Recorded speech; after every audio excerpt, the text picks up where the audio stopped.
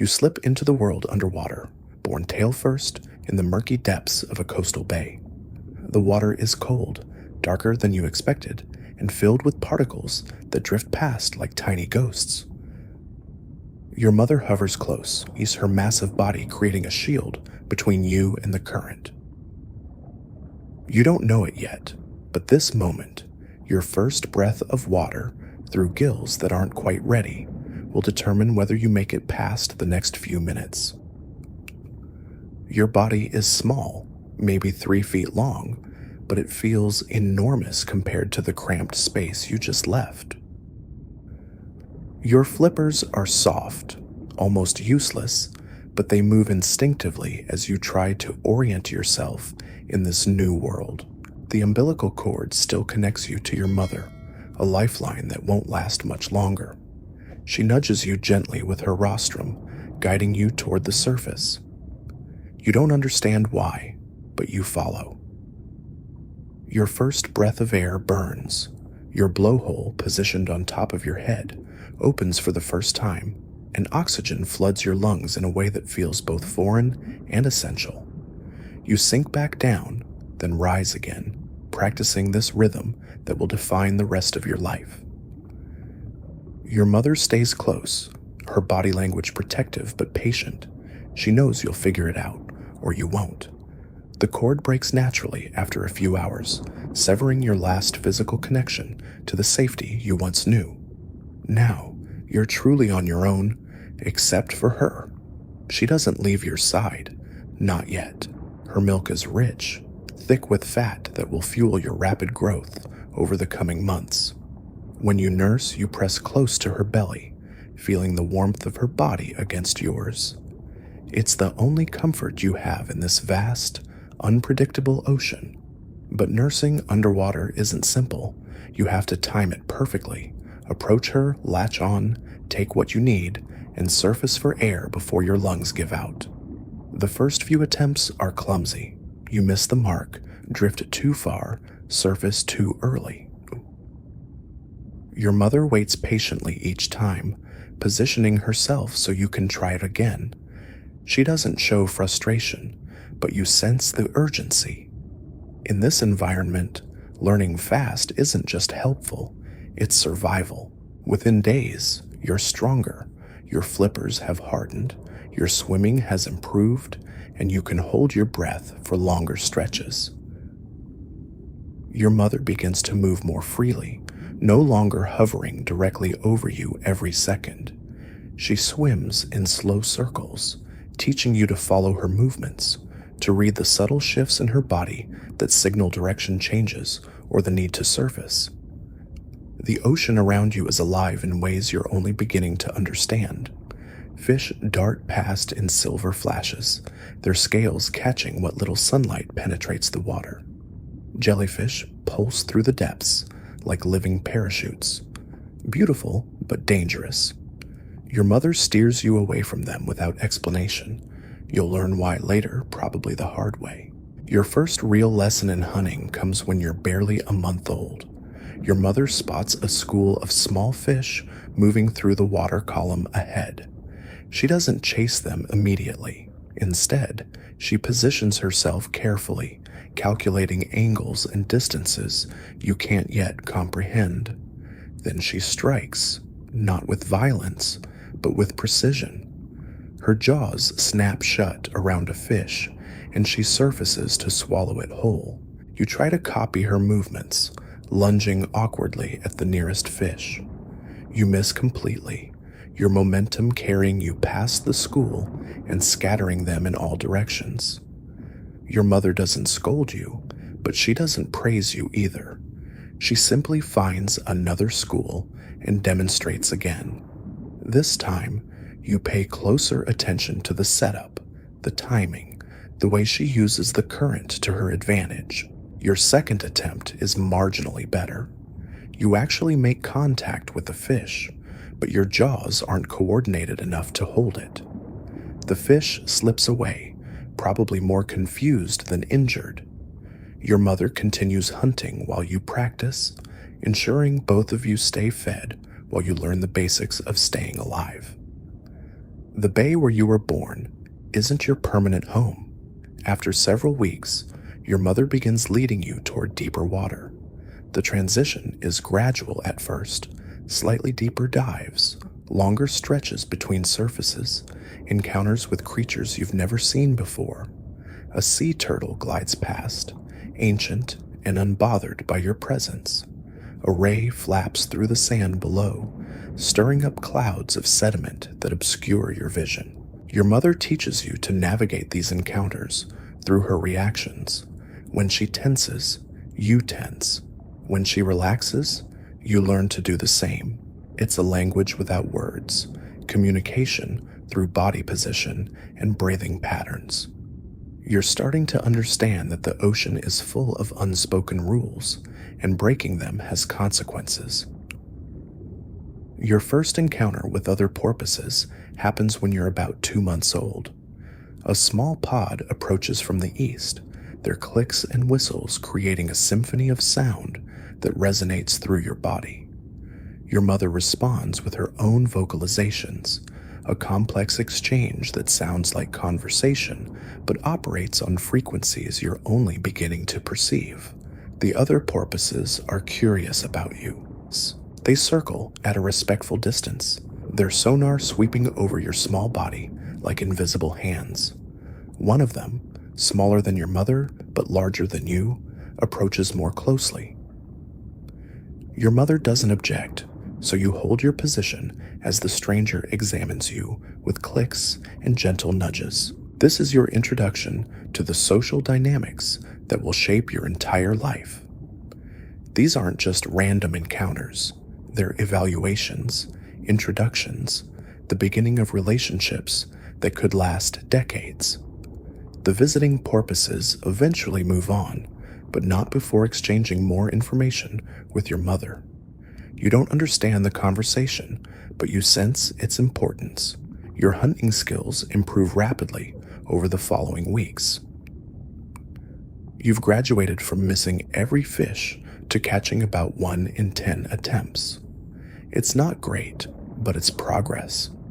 Your mother still provides most of your nutrition through nursing, but she's encouraging your independence by hunting less frequently. When you succeed in catching something, she allows you to keep it. When you fail, she doesn't immediately step in to help. The first time you successfully stun a fish with echolocation, it feels like discovering fire.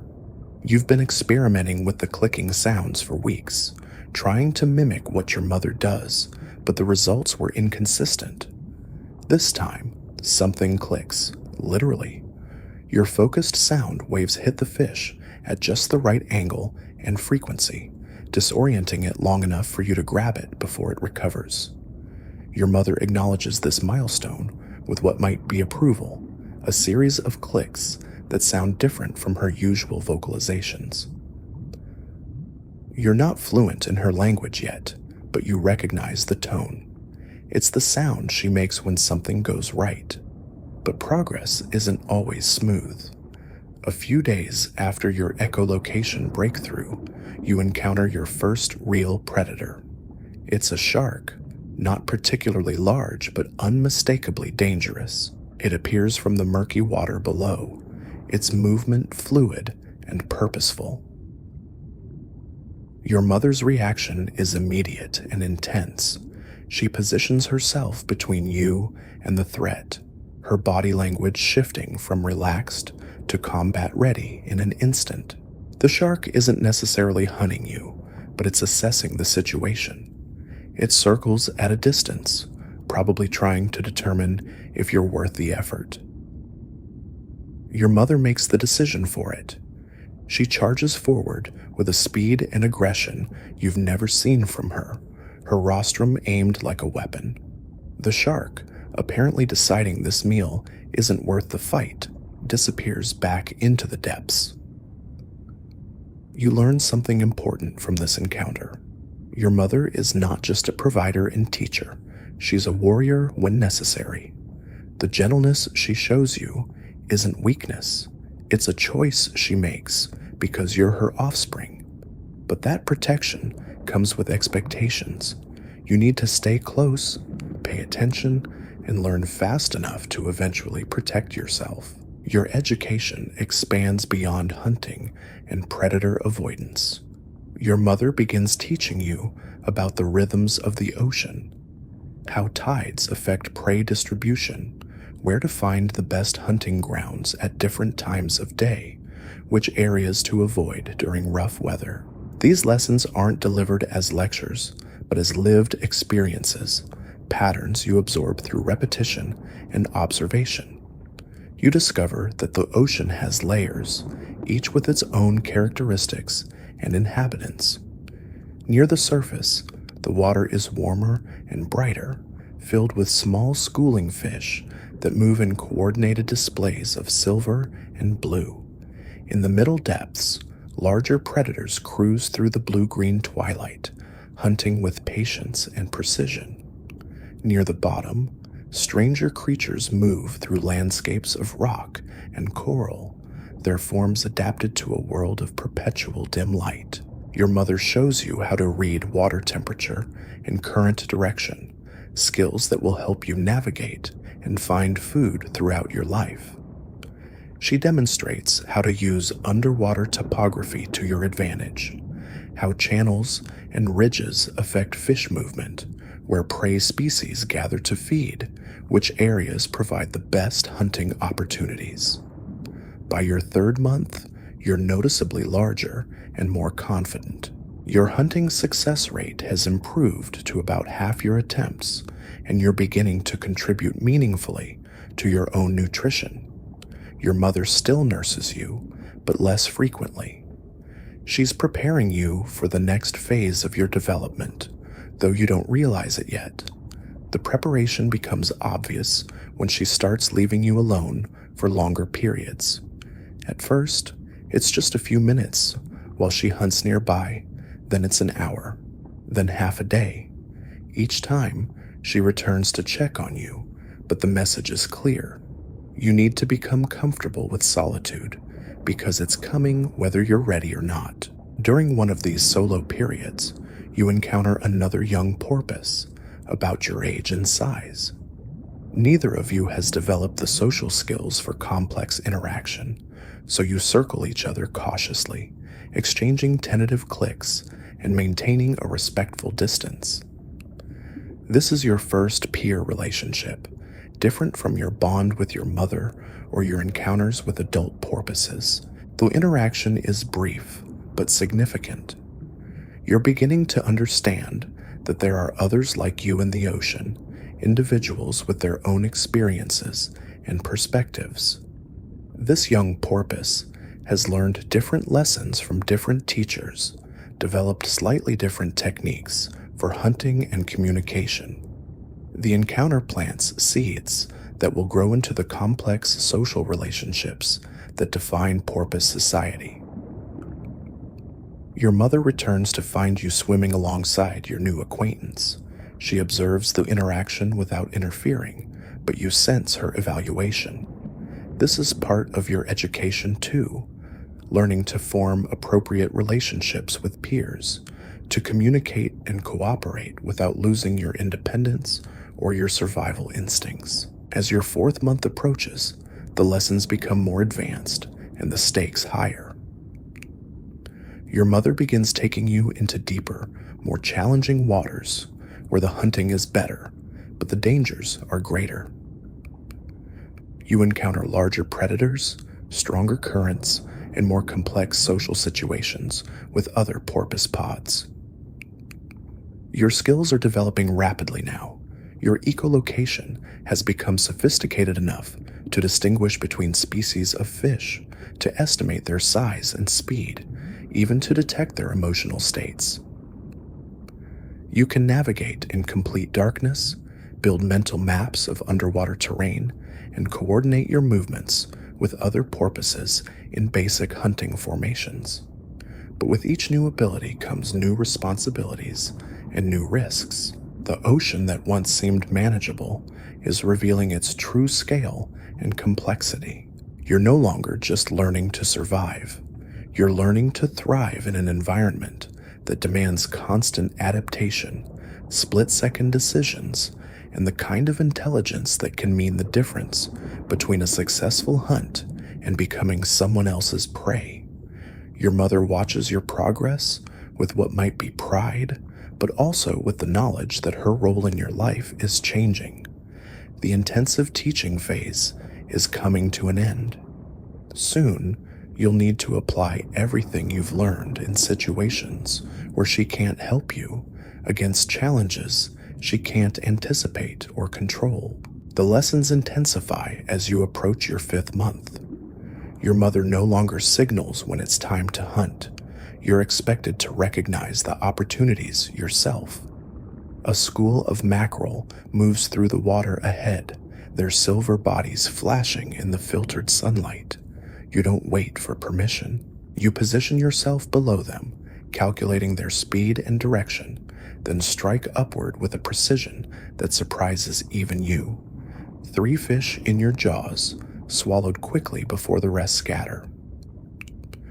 Your mother observes from a distance, but she doesn't acknowledge your success. That phase of your relationship is over. You're not a student anymore, you're a competitor. When you both target the same school of fish, she doesn't yield to let you practice. She takes what she can get, and you do the same. If you're not fast enough or smart enough, you go hungry. This shift feels harsh, but it's necessary. The ocean doesn't care about your feelings or your learning curve. Other porpoises won't step aside to let you catch fish. Sharks won't avoid you because you're still young. Your mother is preparing you for a world where hesitation equals starvation and mistakes equal death. Your social education expands when you encounter a larger pod, maybe 15 individuals moving together in loose formation. Your mother approaches them confidently, exchanging the complex vocalizations that seem to serve as identification and status confirmation. You hang back, uncertain about your place in this gathering. One of the pod members, a female about your mother's age, approaches you with curiosity. Her clicks are different from your mother's, higher pitched, more rapid. You try to respond, but your vocalizations sound clumsy compared to hers. She seems amused rather than annoyed, circling you slowly while maintaining a stream of chatter you can't quite follow. Other young porpoises in the pod are more your speed. There are 3 of them, all roughly your age, but with different backgrounds and skill levels. One is clearly more advanced, faster, more confident, better at reading the adult's communications. Another seems newer to independence, still showing the hesitant movements of recent separation from its mother. The third is somewhere in between, competent but not exceptional. You fall naturally into this middle category, not the best, not the worst, just another young porpoise trying to figure out how to exist in a world that offers no guarantees. The group dynamics are immediately apparent. The advanced one leads, the hesitant one follows, and you and the other find yourselves competing for the middle position. The pod moves as a unit when hunting, their coordination revealing years of practice and refinement. You try to follow their patterns, but you're always a beat behind, a bit out of position. When they execute a complex maneuver to surround a school of sardines, you find yourself on the outside, watching as the experienced hunters take their shares. But you learn from observation. You see how they communicate during the hunt, subtle clicks and body movements that coordinate their actions without alerting the prey. You watch how they position themselves relative to the current and the seafloor, using the environment to their advantage. Most importantly, you see how they share information about threats and opportunities, maintaining awareness of everything happening around them, even while focused on hunting. After several days with the pod, patterns emerge. The social hierarchy is complex but clear, based on age, experience, hunting success, and something harder to define that might be personality or intelligence. Your mother ranks high, but not at the top. There are older, more experienced individuals who command more respect and get first choice of the best hunting spots. You're at the bottom, as expected, but you're not ignored or mistreated. The adults seem to understand that investing in young porpoises benefits everyone long term. They don't go out of their way to help you, but they don't actively hinder you either. You're allowed to participate, to learn, to make mistakes without serious consequences. Your first real test comes when the pod encounters a rival group. The tension is immediate and obvious. Tighter formations, more aggressive vocalizations, displays of size and strength. You don't understand the history or the specific conflict, but you recognize the preparation for possible violence. Your mother positions herself protectively near you, but not obviously so. If fighting breaks out, you'll be expected to hold your own, or at least stay out of the way. The standoff lasts for tense minutes, both groups evaluating each other, looking for signs of weakness or advantage. Then, without obvious signal, both pods back down. The rival group veers away, and your pod resumes its previous course. You never learn what the conflict was about, or territory, hunting rights, some ancient grudge, but you understand that these encounters are part of life. Not every problem gets resolved through communication and cooperation. Your hunting skills continue improving through necessity and practice. You've developed preferences, certain species you're better at catching, specific techniques that work well for your size and speed. Small, fast fish require patience and precision. Larger, slower prey demands power and commitment. Bottom-dwelling creatures need different strategies entirely, involving careful approach and sudden strikes. But specialization has risks. When your preferred prey becomes scarce, you struggle to adapt quickly enough. You spend an entire day hunting unsuccessfully, while other pod members catch fish you ignored because they weren't your usual targets. Hunger forces you to expand your techniques, to become more versatile and opportunistic. Your echolocation abilities have reached near-adult sophistication. You can map underwater terrain in detail, distinguish between species at significant distances, even detect the internal structures of potential prey.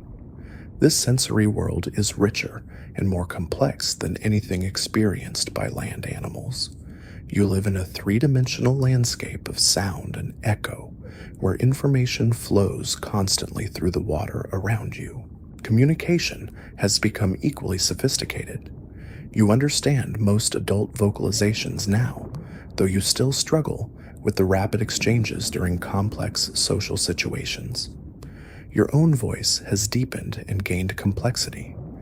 You can produce the clicks, whistles, and burst pulse sounds that form the vocabulary of porpoise society.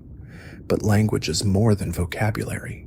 It's culture, history, shared experience. The adults reference events and relationships from before your birth, use contextual meanings that escape you, communicate through subtle variations in timing and frequency that require years of experience to master. You're fluent in the basics, but still learning the nuances. Your 6th month brings new challenges as the pod's range expands into unfamiliar waters. The hunting is better here, but so are the dangers. Larger sharks patrol these depths, and the water is deep enough that you can't always see the bottom. Your mother's protection becomes more obvious again, not because you've regressed, but because the stakes have increased. You encounter your first truly dangerous predator during a routine hunt. A bull shark emerges from the darker water below, its movement purposeful and predatory. The pod's reaction is immediate: tight formation, aggressive vocalizations, preparation for coordinated defense. You're pushed toward the center of the group, surrounded by larger, more experienced fighters. The shark circles, evaluating its chances against 15 organized porpoises. These aren't desperate animals it can pick off individually.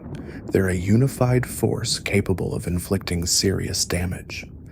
After several tense minutes, it decides the risk isn't worth the potential reward and disappears back into the depths. But the encounter leaves you shaken. You've seen your mother face down sharks before, but this was different, bigger, more dangerous, more persistent. The adult's tension was palpable, their relief afterward equally obvious. You're beginning to understand that even experienced, intelligent, cooperative porpoises aren't at the top of the food chain.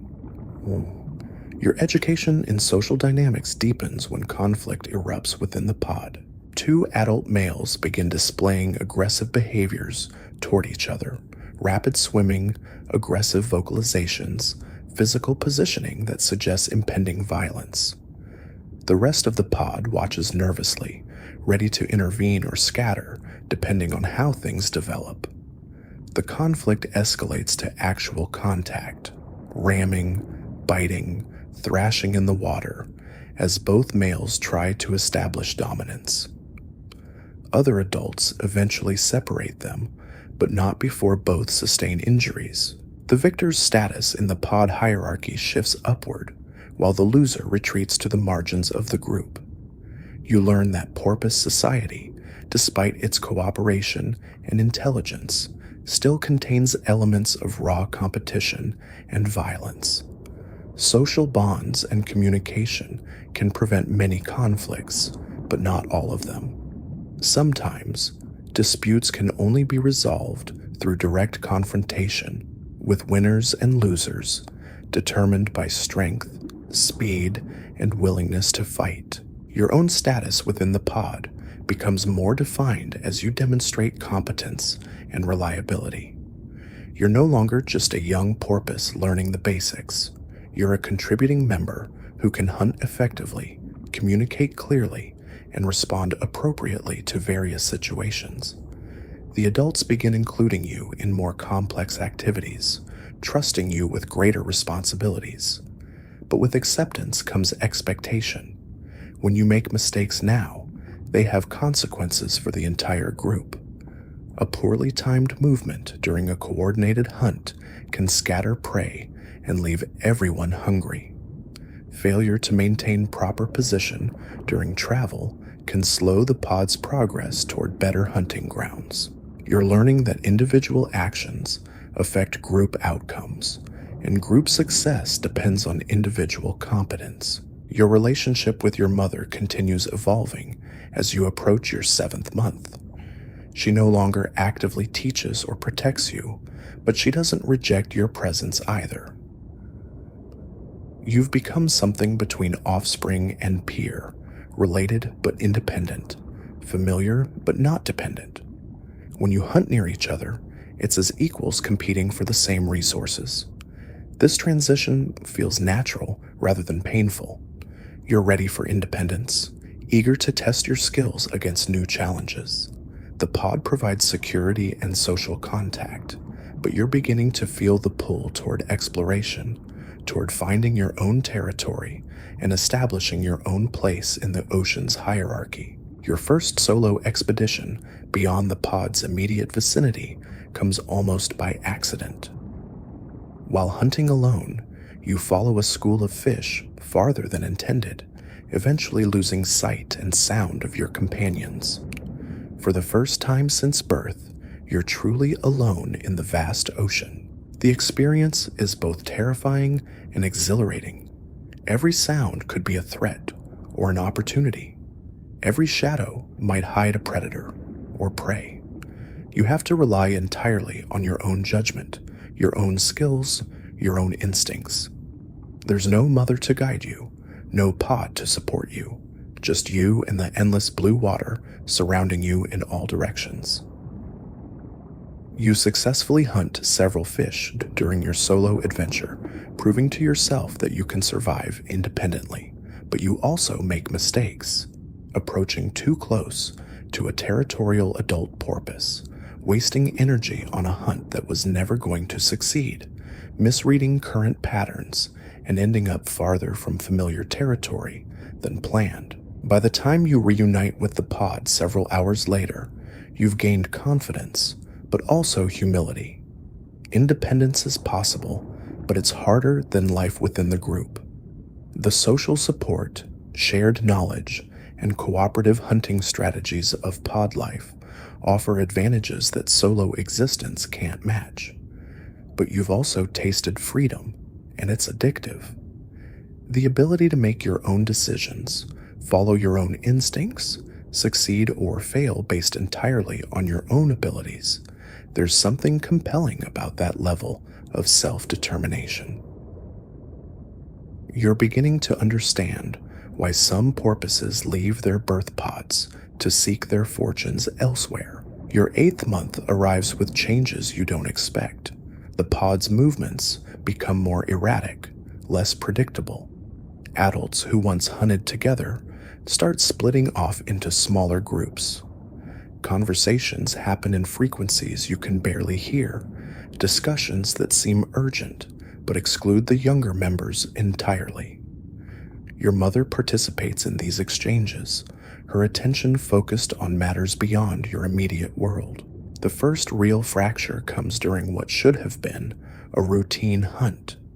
A disagreement erupts between two of the senior females about territory boundaries, whose hunting grounds these waters represent, which pod has historical claims to the richest feeding areas. The argument escalates quickly, drawing in other adults who take sides based on relationships and loyalties you don't fully understand. Your mother finds herself aligned with the minority faction. When the dust settles, roughly half the pod decides to move on, seeking new territory where the politics are less complicated. The other half stays, claiming these waters as their own. You're faced with your first major life decision: follow your mother into uncertainty or remain with the familiar faces who've been part of your world since birth. The choice is made for you when your mother simply starts swimming away. No discussion, no explanation, just the expectation that you'll follow because that's what offspring do. But as you trail behind her small group, you realize something fundamental has shifted. You're not following because you have to anymore. You're following because you choose to, and that makes all the difference. The breakaway group consists of 6 adults and 3 juveniles, including yourself. It's large enough to hunt cooperatively, but small enough to move quickly and avoid conflicts with established pods. Your mother has positioned herself as one of the leaders, her experience and hunting skills giving her influence over group decisions. But leadership comes with pressure. When the hunting is poor, everyone looks to the leaders for solutions. When territorial disputes arise, they're expected to negotiate or fight as necessary. When predators threaten, they're the ones who must decide whether to stand and fight or retreat to safer waters. Your mother handles these responsibilities with the same calm competence she once brought to raising you, but you can see the stress building. Your own role in the group becomes more significant as you demonstrate reliability. You're no longer just along for the ride.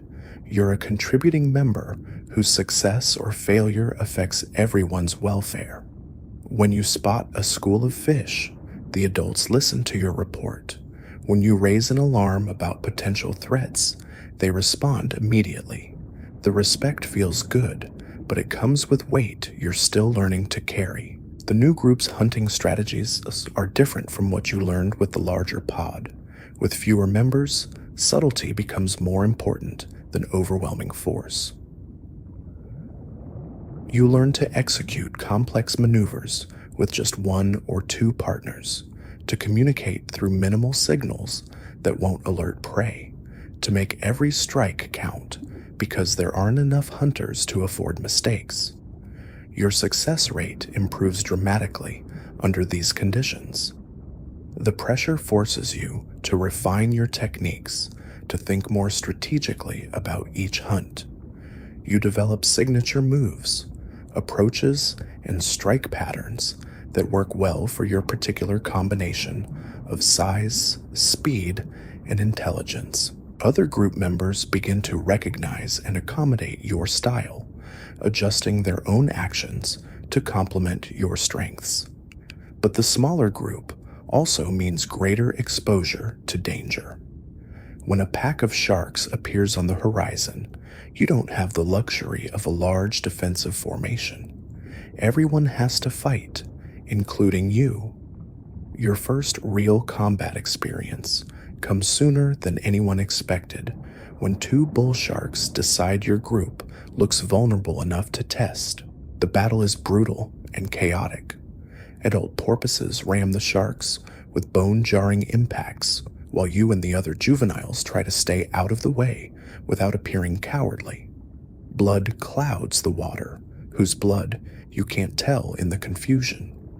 The sharks are powerful and aggressive, but they're outnumbered and facing opponents who fight with coordination and intelligence. You get your chance to contribute when one shark breaks away from the main fight, wounded but still dangerous. It turns toward you, probably seeing you as the easiest target available. Your mother is engaged with the other shark, too far away to help.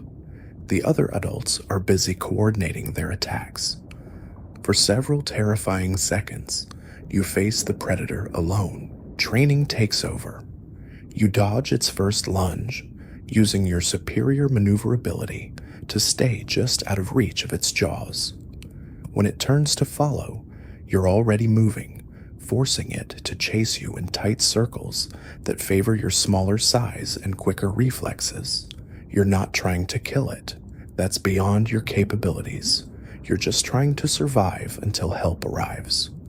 Help comes in the form of two adults who sandwich the shark between them, delivering coordinated strikes that finally drive it away. The entire encounter lasts maybe 10 minutes, but it feels like hours.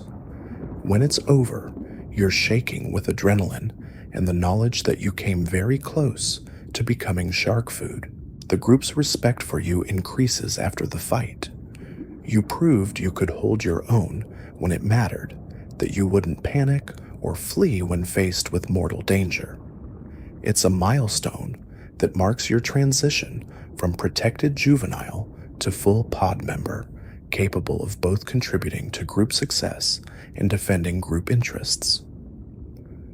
Your 9th month brings encounters with other small pods, groups that split off from larger populations for various reasons. Some are friendly, sharing information about hunting grounds and safe passage routes. Others are territorial, making it clear that your presence isn't welcome in their claimed waters.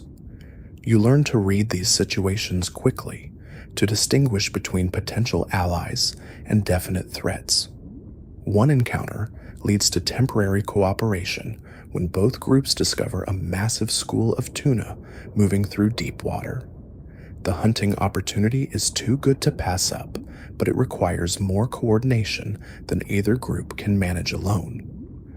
After careful negotiation between the leaders, including your mother, both pods agree to hunt together and share the results. The joint hunt is spectacular. Nearly 20 porpoises working in perfect coordination, surrounding the tuna school and taking turns striking at organized intervals. You participate as an equal partner, your movements integrated seamlessly with those of porpoises you've never met before. The language of cooperative hunting transcends individual relationships. Everyone understands their role and executes it flawlessly. The success creates temporary bonds between the groups. For several days, you travel together, sharing the benefits of increased numbers while hunting smaller prey. You form tentative friendships with juveniles from the other pod, exchanging information about techniques and experiences that differ from your own background. But the alliance can't last. Personality conflicts emerge between the adults, disagreements about territory and leadership that can't be resolved through discussion. Your mother finds herself at odds with the other pod's dominant female, a larger, more aggressive individual who questions every decision and challenges every plan. The tension comes to a head during a hunt gone wrong. Poor coordination leads to scattered prey and hungry porpoises, with each group blaming the other for the failure. Accusations fly, old grievances surface, and what started as cooperation dissolves into bitter recrimination. The pods separate with harsh words and the understanding that future encounters will be less friendly. You learn valuable lessons from the failed alliance. Cooperation is powerful but fragile, dependent on compatible personalities and shared goals that can disappear when resources become scarce. Trust builds slowly but breaks quickly, and once broken, it's nearly impossible to repair. The ocean is full of potential partners, but finding ones you can actually work with long-term is a rare and precious thing. Your hunting skills have reached near adult levels by your 10th month. You can take on most prey species successfully, adapt your techniques to different environments, and contribute meaningfully to group hunting efforts. Your echolocation has become sophisticated enough to detect prey buried in sand, hiding in crevices, or camouflaged against complex backgrounds, but expertise in one area reveals gaps in others. Your social skills, while improving, still lag behind your hunting abilities. You sometimes misread the subtle communications that coordinate group activities, missing cues that would be obvious to more experienced pod members. Your responses to new situations can be hesitant when quick decisions are needed. These deficiencies become apparent during a territorial dispute with a larger pod. Your group's leaders engage in complex negotiations involving historical claims, seasonal usage rights, and face-saving compromises that allow both sides to retreat without admitting defeat. You follow the basic outline of the discussions, but the nuances escape you entirely. Your mother's role in the negotiations is significant but not decisive. She has influence based on her reputation and relationships, but she's not the final authority on group decisions. You watch her navigate the political currents with the same skill she once brought to hunting, reading personalities and motivations, knowing when to push and when to yield. The dispute resolves without violence, but barely. Both sides circle each other warily for hours, displaying strength and unity while looking for opportunities to gain advantage through intimidation rather than fighting. Eventually, the larger pod moves on, apparently deciding that the contested territory isn't worth a battle that could result in serious casualties. Your education in porpoise politics continues as your group encounters various other social situations. Some are routine, brief meetings with traveling pods, exchanges of information about hunting conditions and predator sightings. Others are more complex, involving extended negotiations about resource sharing, temporary alliances, and mutual defense agreements. You begin to understand that porpoise society extends far beyond individual pods. There's a broader network of relationships and obligations that spans hundreds of individuals across vast ocean territories. Your mother has connections with porpoises she hasn't seen in years, relationships based on shared history, family ties, and mutual assistance during past crises. These connections prove valuable when your group faces a crisis of its own. A bacterial infection spreads through the pod, affecting several members, including one of the senior adults. The sick porpoises can't hunt effectively, can barely keep up with group movements, and may not survive without help that exceeds your group's capabilities. Your mother reaches out to her network, using long-distance vocalizations to contact other pods and request assistance. The response is mixed. Some groups offer sympathy but can't spare resources. Others suggest remedies that may or may not work. A few provide practical help in the form of shared hunting grounds and temporary shelter. The crisis tests every relationship and reveals the true strength of social bonds. Some connections that seemed strong prove superficial when real help is needed. Others, barely maintained through occasional contact, produce immediate and generous assistance. You learn that reputation and reciprocity are the currencies of porpoise society, and your mother's account has been built through years of reliable cooperation and mutual aid. The infected pod members eventually recover, though it takes weeks of reduced activity and careful nursing. The experience leaves everyone more cautious about close contact with unfamiliar groups, but also more appreciative of the support networks that can mean the difference between survival and catastrophe. Your 11th month brings physical changes that mark your approach to sexual maturity. Your body continues growing, your strength increases, and your vocalizations deepen into more adult ranges. Other porpoises begin treating you differently, not quite as an adult, but no longer as a juvenile who needs special consideration. The change in status brings new opportunities and responsibilities. You're included in adult discussions about group strategy and territory management. Your opinions are solicited during planning sessions, and your specialized knowledge about hunting techniques is valued by less experienced pod members. You're becoming a resource that others can draw upon, rather than a burden that needs constant support. But adolescence also brings new tensions and conflicts. Your growing independence sometimes clashes with your mother's continued attempts to guide your decisions. She has opinions about which hunting strategies you should pursue, which social relationships you should cultivate, which risks are worth taking, and which should be avoided. These disagreements rarely become open conflicts, but they create an underlying tension that affects your interactions. You want to make your own mistakes and learn from them, while she wants to protect you from errors that could have serious consequences. Both perspectives have merit, but they're often incompatible in practice. Your relationship with other juveniles becomes more competitive as you all approach adulthood. Friendships that were based on shared inexperience now involve subtle contests for status and recognition. Everyone wants to be seen as the most capable, the most intelligent, the most likely to succeed in the challenges ahead. You hold your own in these informal competitions, but you don't dominate them. Your hunting skills are solid but not spectacular. Your social intelligence is developing but not exceptional. Your physical capabilities are adequate but not overwhelming.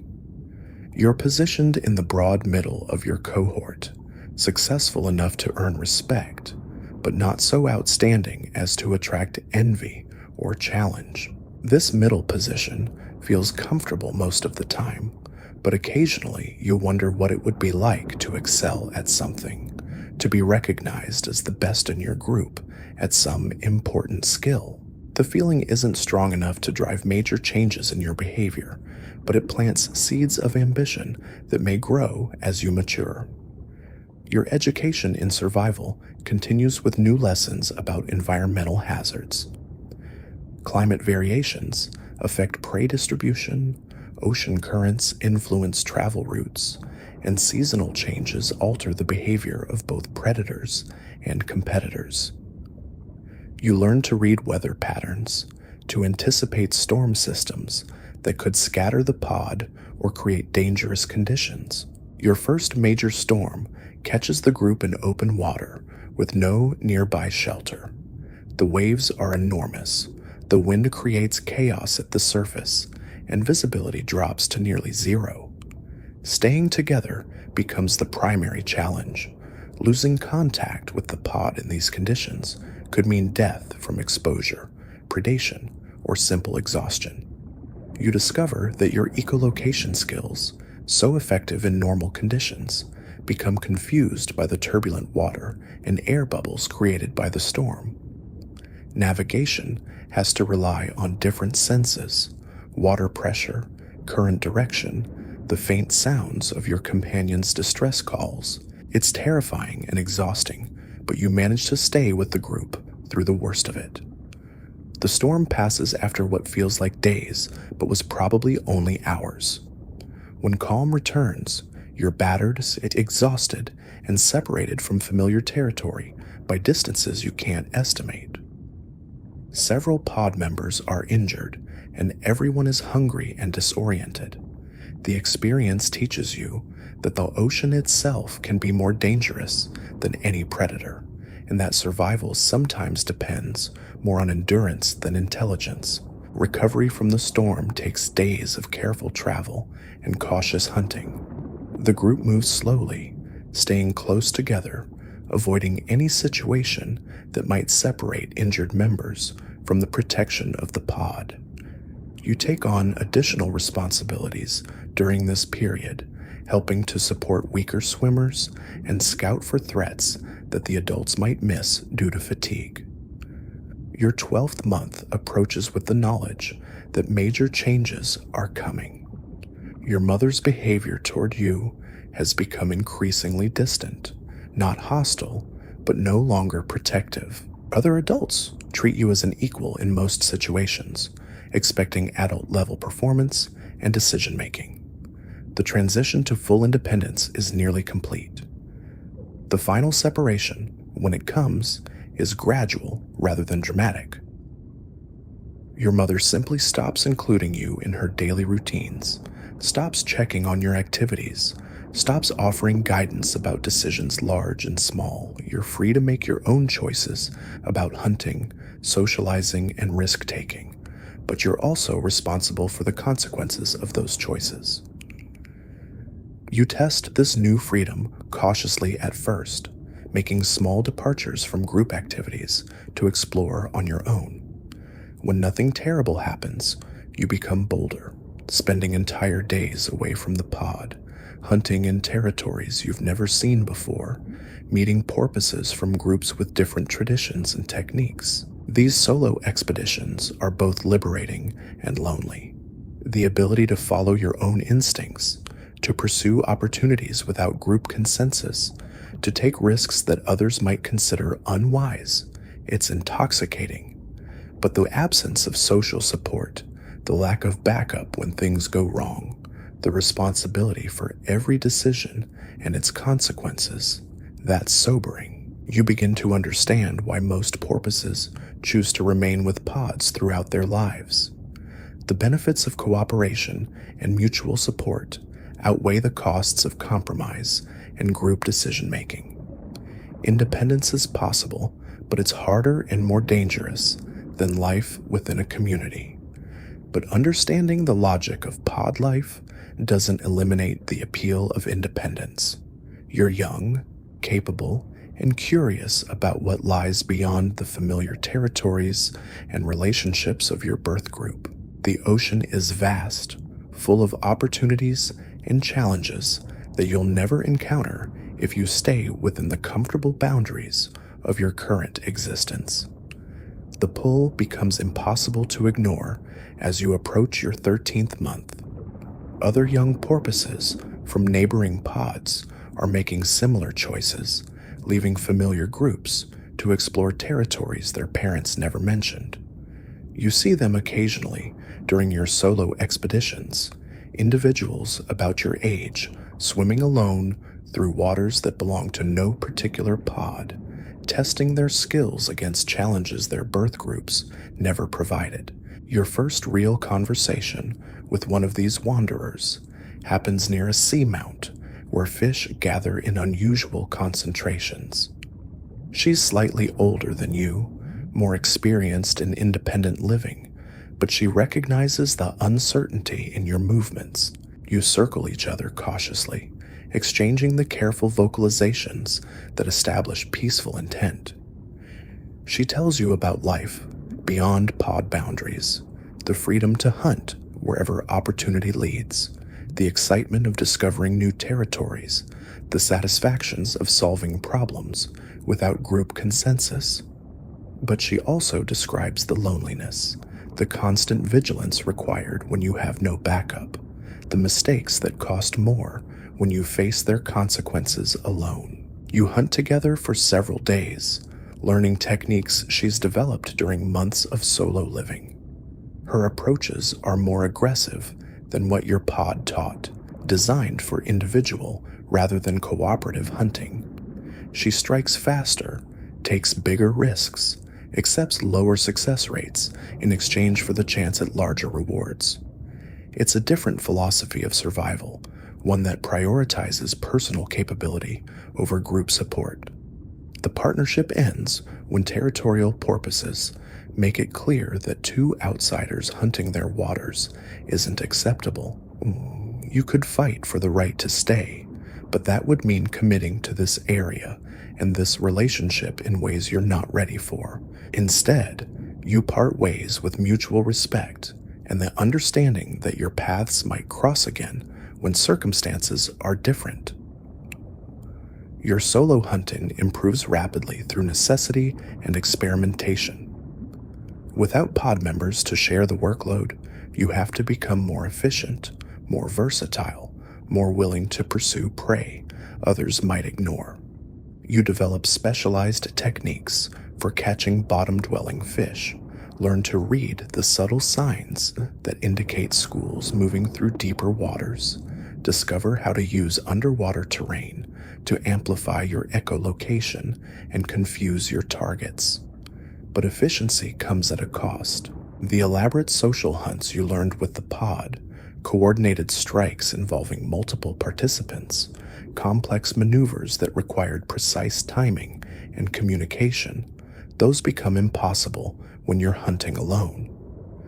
You have to abandon strategies that were highly effective in group settings because they simply don't work for a single porpoise. The loneliness hits hardest during feeding times. Porpoises are social creatures, and eating has always been a communal activity accompanied by conversation, play, and the simple comfort of familiar company. Now you eat in silence, surrounded by the vast emptiness of open ocean, with only your own thoughts for companionship. You try to compensate by seeking out other solitary porpoises, but most encounters are brief and cautious. Everyone is protecting their own interests, wary of commitment that might limit their freedom or create obligations they can't fulfill. Friendships form slowly and remain superficial, based more on mutual convenience than genuine connection. Your 15th month brings your first serious injury during a hunt gone wrong. You're pursuing a large grouper through a coral formation when your target suddenly reverses direction, slamming into your jaw with enough force to stun you temporarily. By the time you recover, the fish is gone and you're bleeding from a gash that won't stop flowing. Without pod support, medical emergencies become life-threatening crises. You have to find shelter, avoid predators attracted by blood, and hope your body can heal itself before infection sets in. The experience is terrifying in ways that go beyond physical pain. You're completely alone with no one to help, no one who even knows you're injured. Recovery takes weeks of careful movement and conservative hunting. You can't pursue fast prey with your damaged jaw, can't engage in the aggressive strikes that have become your specialty. You survive on slower fish, scavenged scraps, and whatever you can catch without stressing your healing tissues. It's humbling and educational in equal measure. The injury teaches you important lessons about risk management and the true costs of independence. In a pod, injured members receive protection and assistance that can mean the difference between recovery and death. Alone, every injury is potentially fatal, every illness a crisis that you must solve without help or support. But survival also builds confidence in ways that pod life never could. When you finally heal completely and return to normal hunting, you know with absolute certainty that you can handle whatever the ocean throws at you. You faced serious danger alone and emerged stronger, more capable, more self-reliant than ever before. Your 16th month marks a shift in your relationship with other porpoises. Instead of avoiding contact or maintaining superficial interactions, you begin seeking out more meaningful connections. The complete isolation of the past months has taught you that while independence is valuable, total solitude is neither sustainable nor desirable. You encounter a small group of young adults like yourself, not quite a pod, but more than casual acquaintances. They've found a middle ground between complete independence and traditional pod structure, traveling together when it suits everyone's interests, but maintaining individual autonomy in hunting and decision-making. The group dynamic is complex and constantly shifting. Leadership rotates based on expertise and circumstances. Whoever knows the local waters best guides navigation. The most successful hunter suggests strategies. The individual with the strongest social connections handles negotiations with other groups. It's democratic but practical, flexible but functional. You contribute your specialized hunting techniques to the group's repertoire while learning new approaches from the others. One member has developed extraordinary abilities in deep water hunting. Another excels at predator detection and avoidance. A third has mastered the art of reading weather patterns and ocean conditions. Together, you form a more capable unit than any individual could achieve alone. But the arrangement isn't permanent. Members come and go based on personal goals, seasonal opportunities, and the inevitable personality conflicts that arise when independent individuals try to cooperate. You stay with the group for several months, learning valuable lessons about compromise and collaboration, but eventually you feel the pull toward new experiences that require moving on. Your departure is amicable but final. The group understands that your goals have diverged from theirs, that the territories you want to explore don't align with their preferred ranges. You exchange farewells and promises to meet again, though everyone knows such reunions are unlikely in the vast expanse of the ocean. Returning to solo travel feels different now that you've experienced cooperative independence. You miss the social interaction and shared decision-making, but you also appreciate the freedom to pursue your own interests without considering others' preferences. The balance between solitude and society becomes a constant negotiation, one that will define much of your adult life. Your 18th month brings encounters with established pods that view you as a potential recruit rather than a territorial threat. Several groups attempt to integrate you into their social structures, offering the security and support of traditional pod life in exchange for your commitment to their territories and hierarchies. The offers are tempting, especially during difficult periods when hunting is poor or predators are numerous.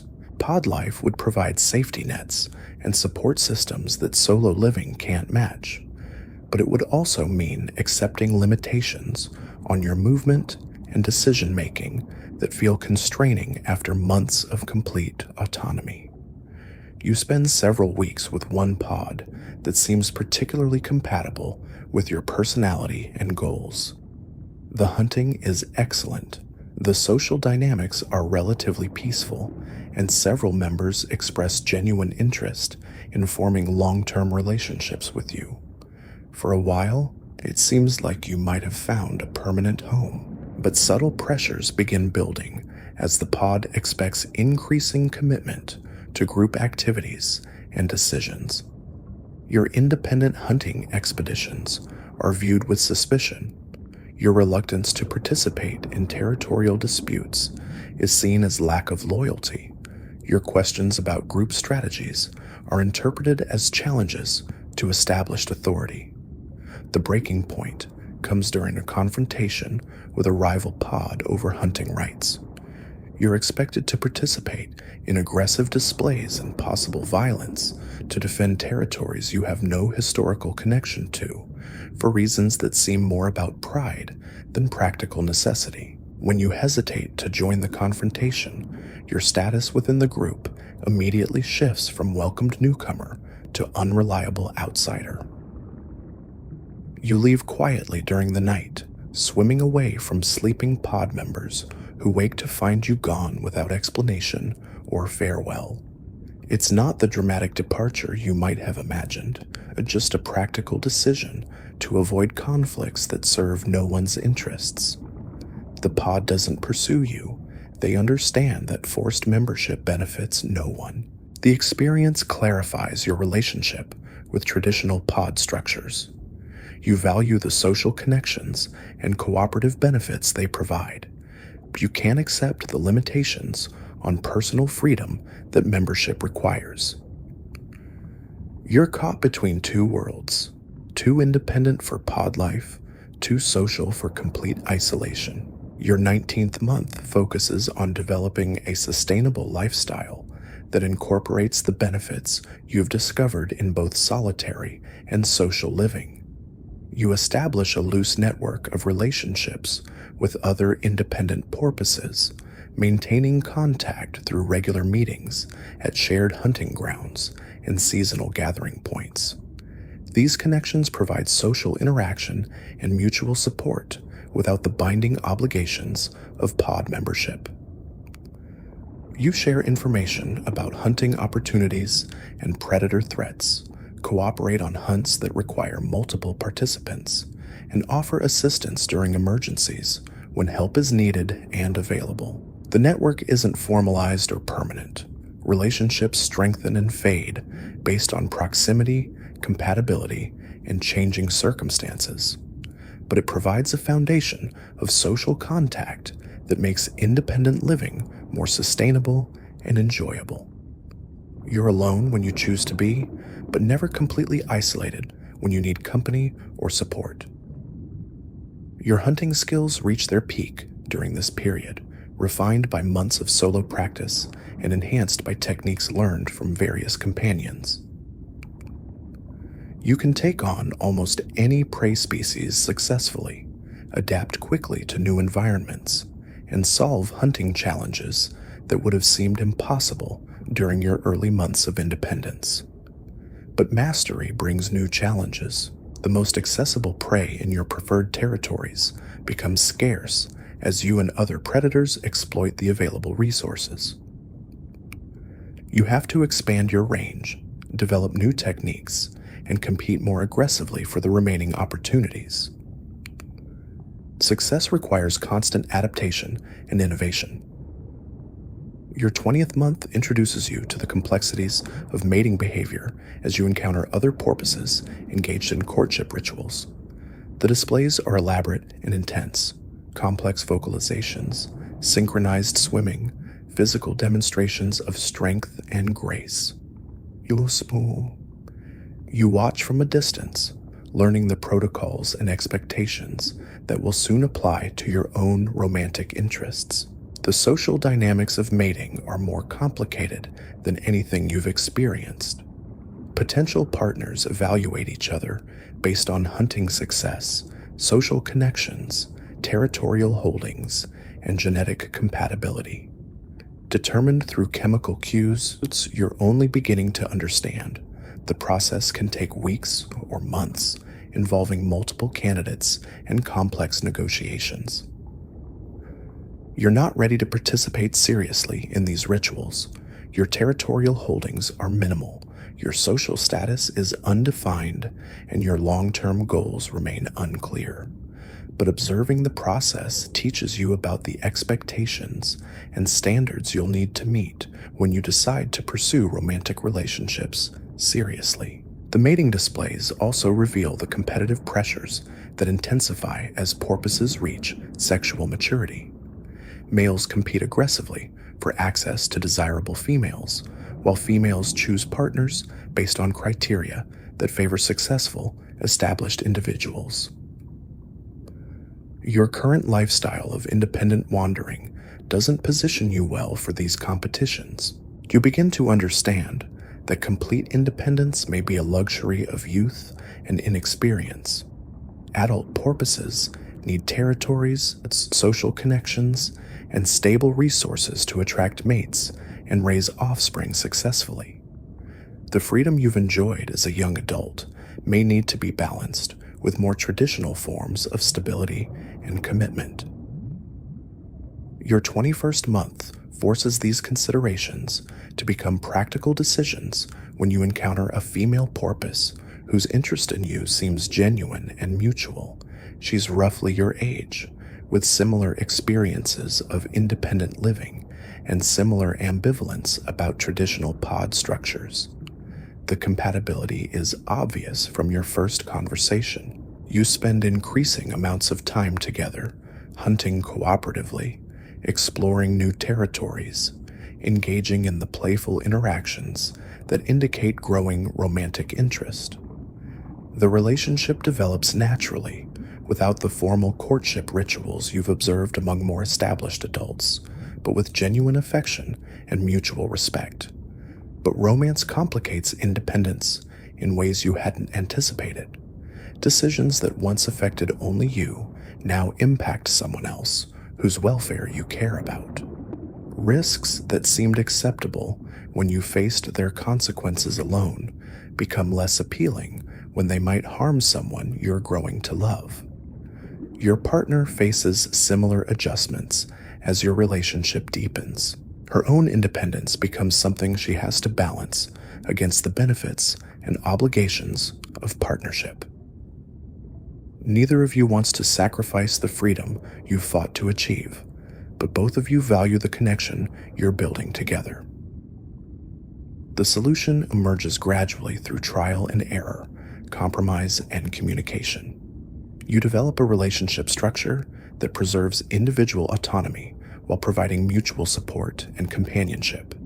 You hunt together when it's advantageous, separately when personal goals diverge, always with the understanding that the partnership enhances rather than restricts your individual capabilities. Your 22nd month tests this arrangement when your partner is injured during a hunt and needs extended care and protection.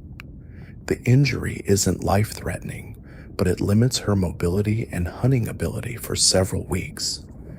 You face the choice between maintaining your independent lifestyle or accepting the responsibilities of partnership during a crisis. You choose partnership, adjusting your activities to provide the support she needs while she recovers. It means abandoning planned explorations, accepting reduced hunting efficiency, and taking on risks that were previously shared between two healthy adults. But it also demonstrates the value of committed relationships when circumstances become difficult. Your partner recovers completely, and the experience strengthens your bond while teaching both of you about the practical implications of long-term commitment. Partnership isn't just about companionship and romance. It's about mutual support during crises, shared responsibility for each other's welfare, and the willingness to sacrifice individual interests for collective benefit when necessary. The lessons prepare you for the next phase of your relationship as reproductive maturity approaches and the possibility of offspring becomes a realistic consideration. Raising young porpoises requires resources, territory, and social connections that exceed what either of you currently possesses. Your independent lifestyle may need significant modifications to accommodate the needs of the next generation. Your 23rd month brings encounters with established family groups that provide models for what your own future might become. You observe parents teaching their offspring, protecting them from predators, providing the social and practical education that prepares young porpoises for independent life. The commitment and sacrifice involved are obvious, but so are the rewards of successful reproduction and child rearing. You and your partner begin discussing the practical requirements for starting a family. Suitable territory for raising young, relationships with other porpoises who could provide support and protection, resources adequate to feed additional mouths during the intensive early months of offspring development. The conversations are tentative but serious, representing a shift from the day-to-day focus of independent living toward longer-term planning and commitment. You're not ready to make definitive decisions, but you're beginning to understand what those decisions will involve and what they'll require from both of you. Your relationship with the ocean itself continues evolving as you gain experience and maturity. The vast waters that once seemed infinite and full of unlimited opportunity now reveal themselves as finite resources with complex boundaries and competing claims. Every good hunting ground is known to multiple predators. Every safe haven is contested by various species. Every migration route is crowded with travelers pursuing their own survival needs. Understanding these limitations doesn't diminish your appreciation for the ocean's beauty and complexity, but it does make you more strategic about how you navigate its challenges. You develop preferences for certain types of territory, learn to read the subtle signs that indicate seasonal changes in prey distribution, and build mental maps of resources and dangers that span hundreds of miles of underwater terrain. Your echolocation abilities have reached their full potential, allowing you to navigate in complete darkness, detect objects buried in sand or hidden in crevices, and distinguish between species at distances that would have seemed impossible during your early months. This sensory mastery gives you advantages in hunting and predator avoidance that younger porpoises can't match. But experience also teaches you the limits of individual capability. No matter how skilled you become, there are challenges that require cooperation, threats that can only be handled by groups, and opportunities that exceed what any single porpoise can exploit alone. The balance between independence and interdependence becomes a constant consideration in your daily decisions. Your 24th month marks 2 full years of life, a milestone that few porpoises reach given the dangers of ocean existence.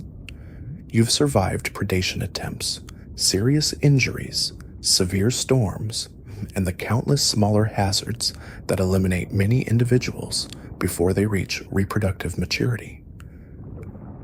Your continued existence represents a combination of skill, luck, and the support of others who helped you through critical moments.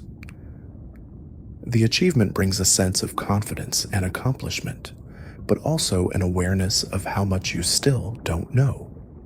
The ocean continues revealing new challenges and opportunities, seasonal patterns you haven't experienced, social dynamics you haven't navigated, environmental changes that require constant adaptation. You're no longer the uncertain juvenile who left the birth pod 2 years ago, but you're not yet the fully mature adult you'll eventually become. You exist in a middle ground of competence and continued learning, capable of independent survival, but still developing the skills and relationships that will define your adult life.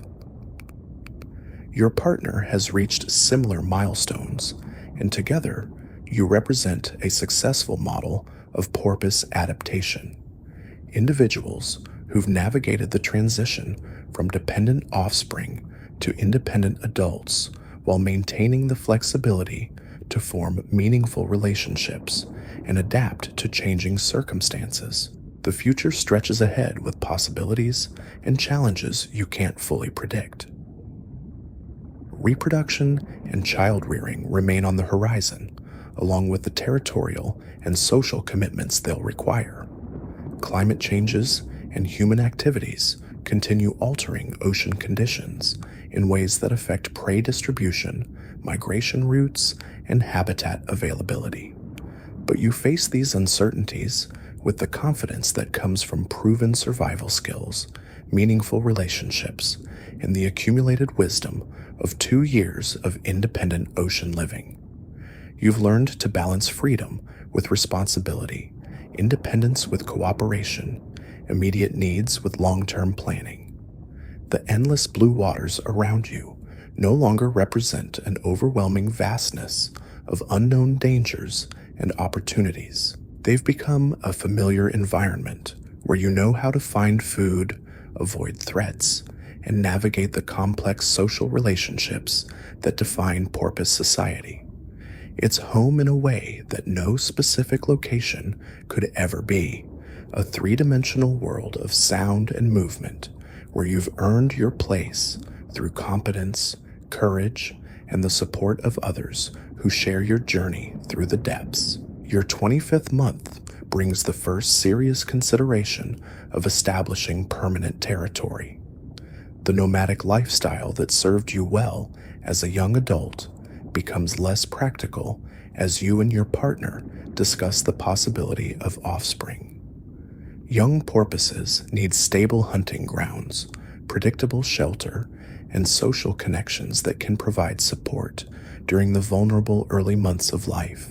You begin scouting potential territories with new criteria in mind. The ideal location needs abundant prey year-round, natural features that provide protection from storms and predators, and proximity to other porpoise families who might offer assistance or alliance opportunities. Most importantly, it needs to be defensible, territory you can claim and hold against competitors who might challenge your right to its resources. The search takes months and covers hundreds of miles of ocean. Many promising locations are already claimed by established pods or individuals with stronger territorial rights than you could assert. Others lack the resource density needed to support a family or present dangers that would make raising young porpoises too risky to attempt. You finally identify a promising area near an underwater ridge where upwelling currents create exceptional feeding conditions. The territory isn't currently claimed by any porpoise group, though several species of dolphins and whales pass through seasonally. The hunting is excellent, the shelter options are adequate, and the location provides access to deeper waters when conditions require tactical retreats. But claiming territory means defending it, and defense requires capabilities you've never needed as independent travelers. You and your partner begin developing the aggressive displays and fighting techniques necessary to establish dominance over potential challengers. The transition from cooperative hunting partners to territorial defenders changes your relationship dynamics in subtle but significant ways. Your first territorial dispute comes sooner than expected when a pair of older porpoises arrives and begins hunting in your claimed waters. They're not overtly aggressive, but they're not acknowledging your territorial claims either. The situation requires careful handling. Too passive, and you'll lose credibility as territory holders. Too aggressive, and you might provoke a fight you can't win. You approach the intruders with your partner, using the formal vocalizations that announce territorial claims and request acknowledgement of ownership rights. The older porpoises respond with their own status displays, indicating their seniority and hunting success in ways that challenge your authority without directly threatening violence. The standoff continues for hours, with both sides demonstrating their capabilities while looking for opportunities to gain advantage without escalating to actual combat. You're outmatched in experience and size, but you have the advantage of established occupancy and the motivation that comes from defending your chosen home. Resolution comes through a compromise that saves face for everyone involved. The older porpoises acknowledge your territorial claims in exchange for seasonal hunting rights during their migration periods. You gain recognition of your ownership while they maintain access to resources they've used for years. It's not the complete victory you might have preferred, but it establishes precedent for future negotiations. Your partner's role in the territorial defense impresses you with her strategic thinking and diplomatic skills. She manages to convey strength without unnecessarily provoking the challengers, finding solutions that protect your interests while avoiding conflicts that could result in serious injuries. The experience strengthens your partnership while revealing capabilities you hadn't fully appreciated before. Establishing territory brings unexpected responsibilities and pressures. Other porpoises begin approaching you for information about local conditions, seeking permission to pass through your waters, requesting assistance with problems that affect the broader community. Your status has shifted from independent travelers to recognized residents with obligations to neighbors and visitors. The social dynamics are more complex than anything you experienced during your wandering years. Relationships with other territory holders involve careful balances of cooperation and competition, mutual support, and protective jealousy. Everyone needs allies for defense against larger threats, but they're also competing for limited resources and status within the regional hierarchy.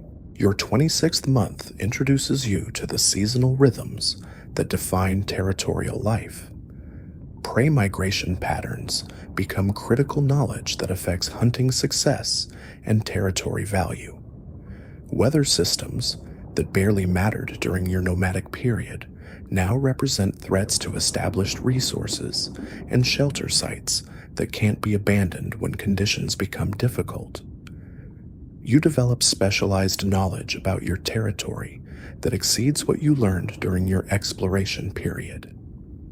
Every rock formation, current pattern, and seasonal variation becomes familiar through daily observation and experience. This intimate knowledge provides advantages in hunting and predator avoidance that visiting porpoises can't match, but it also creates emotional attachment to specific locations that limits your mobility. The attachment deepens when you and your partner discover optimal sites for potential nesting and nursery areas. Shallow coves protected from strong currents, sandy bottoms suitable for young porpoises learning to hunt, kelp forests that provide cover from aerial predators. These features transform abstract territory into potential home for your future offspring. Your relationship evolves toward greater intimacy and commitment as reproductive readiness approaches. The playful interactions of early courtship develop into deeper emotional connections based on shared goals, mutual respect, and growing confidence in each other's capabilities as potential parents. You spend increasing time engaged in the synchronized swimming and vocal harmonies that strengthen pair bonds and prepare both of you for the intense cooperation that successful reproduction requires. But parenthood represents challenges neither of you has faced before. Young porpoises are completely dependent for their first months, requiring constant protection, feeding assistance, and intensive education in survival skills. The demands will limit your mobility, reduce your hunting efficiency, and expose you to predators attracted by vulnerable offspring. Your preparation involves observing other porpoise families, learning from their successes and mistakes, developing strategies for the various challenges you'll face as first-time parents. Some lessons are encouraging, watching competent parents successfully raise healthy offspring to independence. Others are sobering, witnessing families torn apart by predation, starvation, or social conflicts that exceed the parents' ability to resolve. Your 27th month brings your first pregnancy, a development that transforms every aspect of your daily life. Your partner's nutritional needs increase dramatically, requiring more successful hunts and higher quality prey than your normal routine provides. You adjust your hunting strategies to focus on the richest feeding areas, accepting greater risks to ensure adequate resources for developing offspring. The physical changes affect your partner's mobility and hunting ability, shifting more of the survival burden onto your shoulders. So, you take on responsibilities for territorial defense, long-range scouting, and negotiations with neighboring porpoises that were previously shared between both of you. The pressure is intense but manageable. You've developed the skills and relationships necessary to handle increased demands. Your social connections become more important as pregnancy progresses. Other porpoise families offer advice, assistance, and the promise of mutual support that could prove critical during emergencies. You cultivate these relationships carefully, understanding that successful child rearing often depends on community resources that exceed what individual families can provide alone. The territorial agreements you negotiated earlier prove their value when hunting becomes more challenging due to seasonal changes in prey distribution. Your neighbors honor the access rights you established, allowing expanded hunting ranges that provide the resources needed to support pregnancy and prepare for offspring care. The reciprocal obligations feel worthwhile when they deliver practical benefits during critical periods. Your 28th month culminates in the birth of your first offspring, an event that changes everything about your relationship with the ocean and your place within it. The tiny porpoise that emerges is completely helpless, dependent on both parents for survival, protection, and education in the countless skills necessary for independent life. The first days are exhausting and terrifying. Your offspring's breathing is irregular, its swimming uncoordinated, its vocalizations weak and uncertain. Every moment requires vigilance for threats that could eliminate your genetic investment in seconds. Predators that previously represented manageable risks now become existential dangers that must be avoided at all costs.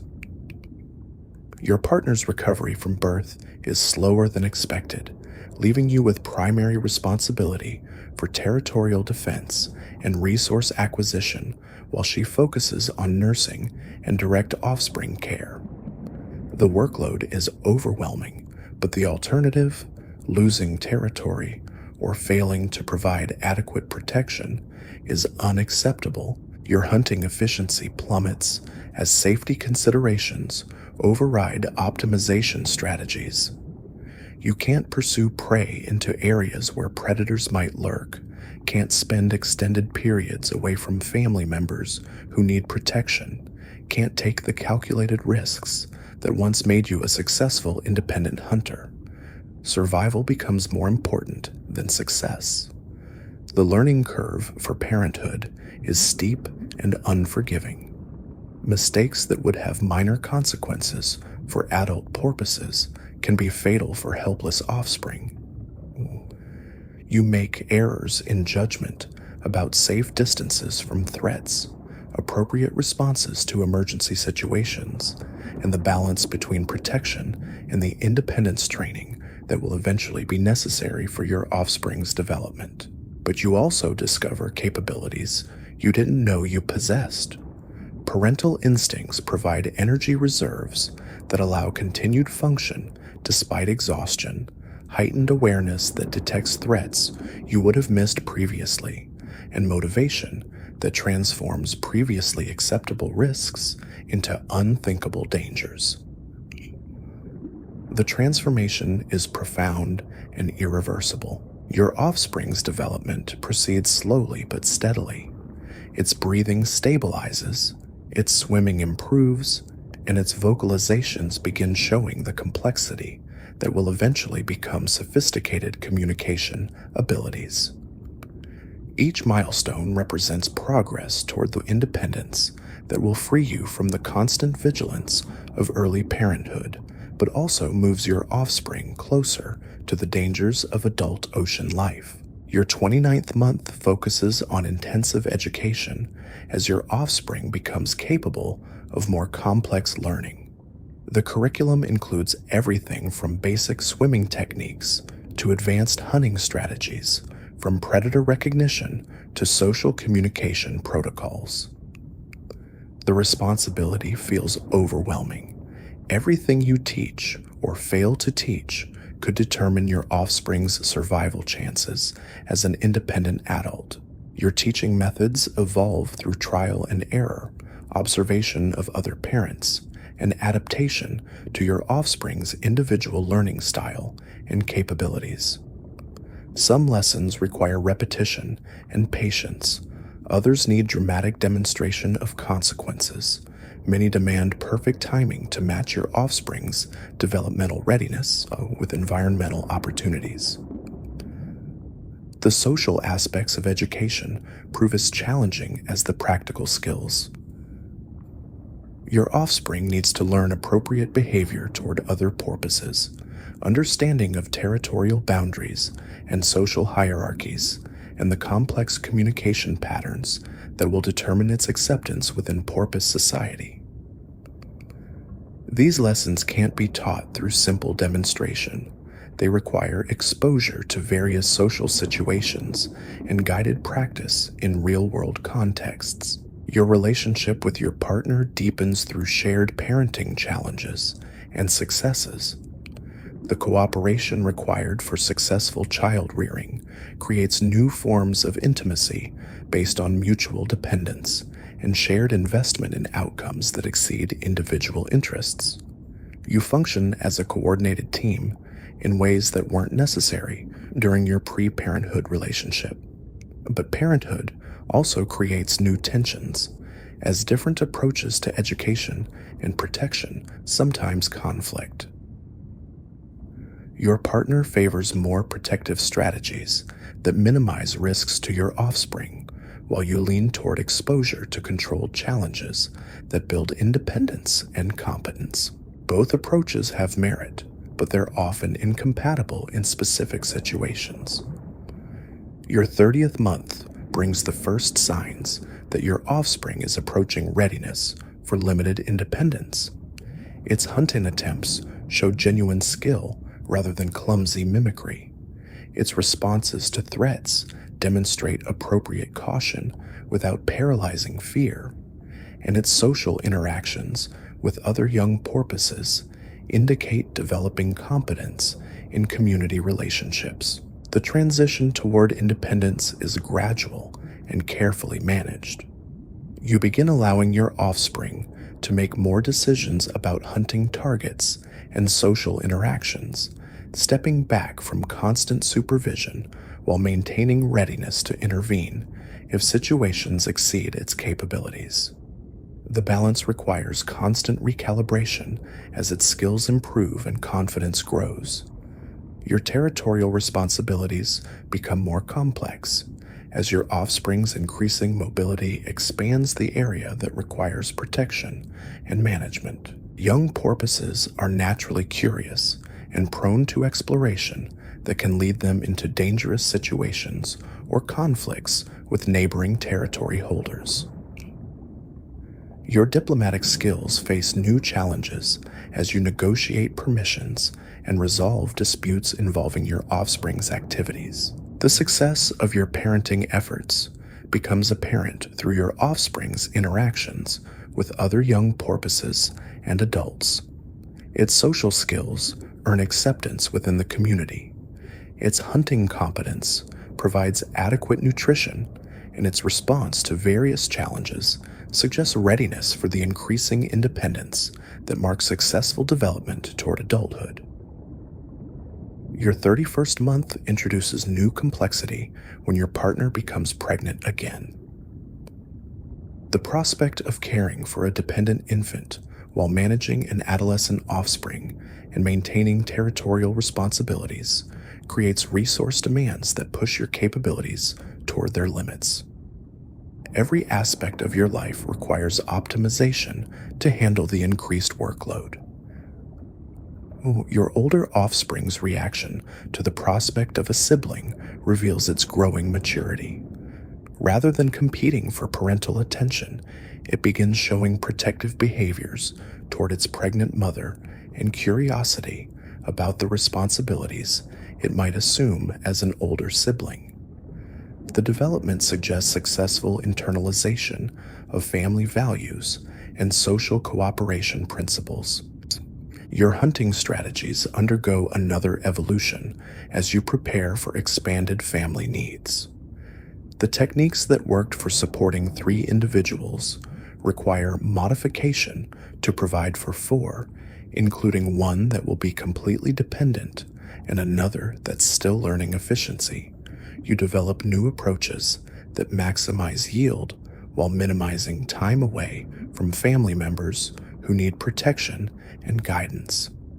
The community support network that proved valuable during your first pregnancy becomes even more critical as you prepare for your second offspring. Other porpoise families offer assistance as advice and the promise of mutual aid that could prove essential during emergencies. Your investment in these relationships through reciprocal support pays dividends when you need help most. Your second offspring's birth proceeds more smoothly than your first experience, benefiting from knowledge gained through previous parenthood and improved preparation for the challenges involved. But 2 dependent offspring create new logistical complexities that require constant problem solving and adaptation of strategies that worked for smaller family units. Your older offspring's response to its new sibling exceeds your expectations. Rather than showing jealousy or resentment about divided parental attention, it demonstrates protective instincts and helpful behaviors that reduce the burden on you and your partner. The development suggests successful family bonding and internalization of cooperative values.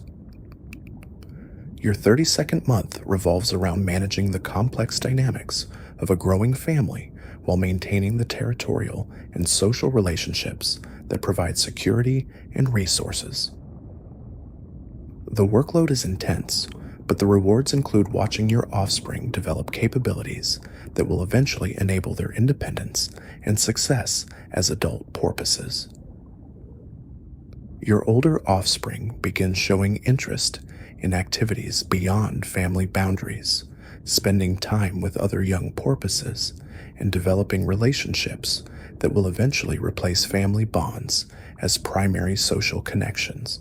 The transition is natural and necessary, but it also represents the beginning of the separation process that will eventually see your offspring leave to establish their own territories and families.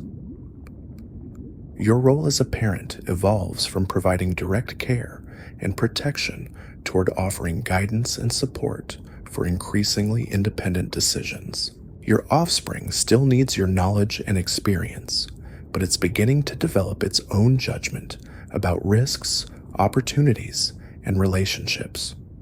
The shift requires adjustments in your communication style and involvement level. Your territorial holdings have expanded through successful defense and negotiation, providing adequate resources for your growing family while establishing your reputation as competent territory holders within the regional community. The status brings opportunities for alliances and cooperation that benefit everyone involved, but it also creates expectations and obligations that limit your flexibility. Your 33rd month brings recognition that your older offspring is approaching the age when departure from the family territory becomes appropriate. The transition is gradual rather than abrupt, involving increasing independence in hunting and social activities while maintaining family connections that provide security during the final phases of development toward full adulthood. Your relationship with your offspring shifts toward mutual respect between competent individuals rather than the protective guidance that characterized earlier phases of parenthood. You still provide advice and assistance when requested, but your offspring makes most decisions independently and accepts responsibility for the consequences of its choices. The approaching departure creates mixed emotions: pride in your offspring's successful development, sadness about the end of intensive family relationships, and anxiety about its ability to handle the challenges of independent adult life. These feelings are natural and universal among porpoise parents, but they're still difficult to manage when they arise in your own experience. Your preparation for your offspring's departure involves final lessons about territories beyond your own holdings, introductions to porpoises who might provide assistance or alliance opportunities, and guidance about the social and practical challenges of establishing independent adult life. The education is comprehensive but necessarily incomplete. Some lessons can only be learned through personal experience. Your 34th month marks your older offspring's actual departure from family territory. The separation is emotional but amicable, representing successful completion of the parenting process rather than conflict or failure. Your offspring leaves with the skills, knowledge, and social connections necessary for independent survival and eventual reproduction.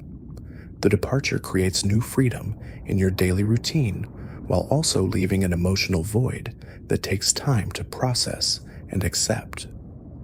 Your younger offspring receives increased attention and begins developing toward the independence that will eventually lead to its own departure.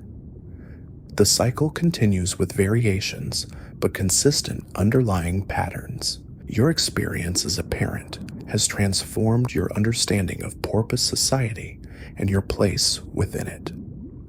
The responsibilities and rewards of reproduction provide meaning and purpose that exceed individual survival and success.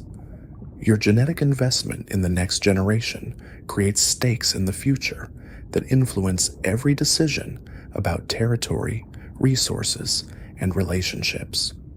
Your territorial holdings have become more than hunting grounds.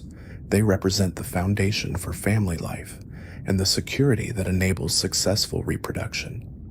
Your investment in defending and improving these areas creates long-term value that benefits not only your current family, but potentially future generations who might inherit or benefit from your efforts. Your relationships with neighboring porpoises have evolved into a complex network of alliances, rivalries, and mutual dependencies that define much of your adult social existence. Some neighbors have become trusted allies who share information about hunting conditions and provide assistance during territorial disputes. Others remain competitors whose proximity creates constant tension about resource boundaries and access rights.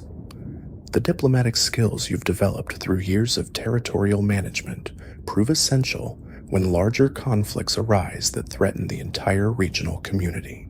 Climate shifts have altered prey migration patterns, forcing multiple porpoise families to compete for resources that were once abundant enough to support everyone comfortably.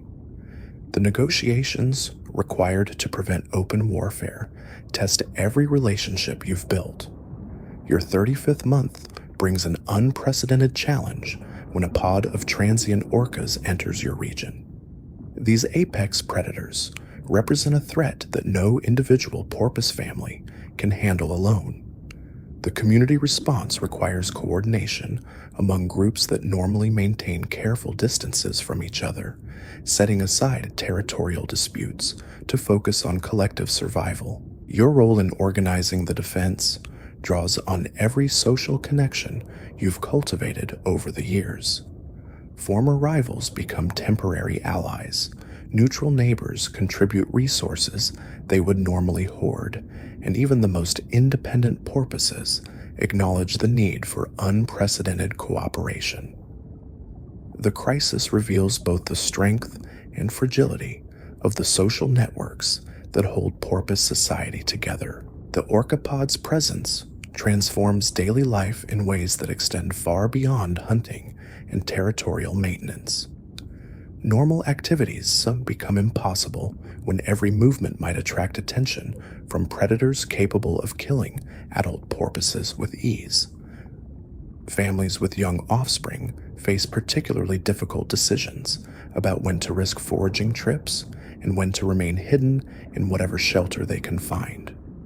Your younger offspring's education takes on new urgency as the orca threat makes clear that survival skills aren't academic exercises but life or death necessities.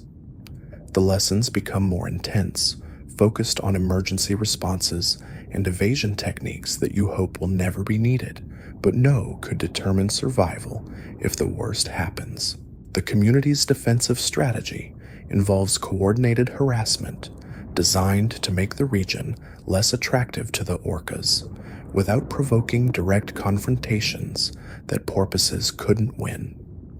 Multiple families work together to create disturbances that interfere with orca hunting while maintaining escape routes that allow quick retreats if the predators decide to retaliate. Your participation in these coordinated actions requires leaving your family unprotected for extended periods, creating impossible choices between community obligations and parental responsibilities. The stress affects everyone differently. Some porpoises become more aggressive and territorial, others withdraw into protective isolation. Most struggle to balance competing demands that have no perfect solutions. The crisis eventually resolves when the orca pod moves on to more productive hunting grounds, but the experience leaves lasting changes in community relationships and individual behavior patterns. Some alliances forged during the emergency become permanent cooperative arrangements, while other relationships suffer from disagreements about resource sharing and risk distribution during the crisis. Your 36th month focuses on rebuilding normalcy while incorporating lessons learned during the orca crisis. The experience demonstrated both the value of community cooperation and the costs of depending on others for survival. Your family's security strategies now include contingencies for various types of large-scale threats that might require community responses. Your younger offspring has matured rapidly under the pressure of recent events, developing survival instincts and social awareness that might have taken years to acquire under normal circumstances. The accelerated development is beneficial in many ways, but it also means your time as an active parent is shorter than you expected when the offspring was born. The territorial agreements that governed resource access before the orca crisis require renegotiation as families assess damage to their holdings and adjust to changed environmental conditions. Some territories were abandoned during the emergency and remain unclaimed, while others saw increased use that strained their carrying capacity beyond sustainable levels. Your own territory survived the crisis relatively intact, but the experience highlighted vulnerabilities in your defensive preparations and resource management strategies. You invest significant effort in improving shelter options, diversifying food sources, and strengthening relationships with neighbors whose cooperation might prove essential during future emergencies. Your partner's response to the crisis reveals new aspects of her personality and capabilities that deepen your appreciation for the partnership you've built together. Her calm decision-making under pressure and innovative approaches to resource conservation helped your family survive when many others struggled with panic and poor judgment. But the stress also exposed areas where your approaches to risk management and family protection differ in ways that could become problematic during future crises. You favor more aggressive responses to threats, while she prefers strategies that minimize exposure even if they reduce potential benefits. Both approaches have merit, but they're not always compatible when quick decisions are required. Your 37th month brings the first signs that your younger offspring is beginning to show interest in independence, similar to what you observed in its older sibling. The development is earlier than expected, possibly accelerated by the recent crisis experience, but it follows familiar patterns of increasing confidence and reduced dependence on parental guidance. The prospect of becoming empty nest parents creates opportunities and challenges you haven't faced since your early years together. Your relationship will need to evolve beyond the intensive cooperation required for child rearing toward forms of partnership that don't depend on shared parental responsibilities for their foundation and purpose. Your territorial holdings have reached their optimal size given your family's current needs and your ability to defend them effectively. Further expansion would require resources and alliances that might not be worth the increased obligations and risks involved. You've achieved a stable balance between security and ambition that serves your current life stage well. The knowledge and experience you've accumulated through years of territorial management, parenting, and community involvement have established you as a respected member of the regional porpoise society. Younger adults seek your advice about territory selection and family planning, while peers consult you about resource management and conflict resolution strategies. Your reputation brings opportunities for leadership roles in community activities, but it also creates expectations and obligations that limit your freedom to focus solely on family interests. The balance between individual goals and community responsibilities becomes a constant consideration in decision-making about how to invest your time and energy. Your 38th month introduces new complexity when your younger offspring announces its intention to leave family territory earlier than traditional patterns would suggest. The decision reflects confidence in its abilities and eagerness to establish independent adult life, but it also represents a significant adjustment to your expectations about family timeline and structure. The accelerated departure creates practical challenges about territorial succession and resource management that you hadn't expected to face for several more months. Your offspring's early independence means you'll need to handle territorial defense and maintenance without the assistance you were counting on during the transition period.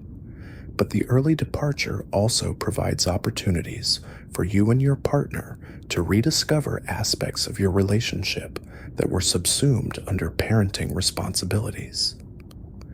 The freedom to make decisions based solely on your mutual interests feels strange after years of considering offspring needs in every choice about activities and resource allocation. Your offspring's departure is handled with the same mixture of pride and sadness that characterized your older offspring's independence, but the emotions are more complex due to the earlier timing and changed circumstances.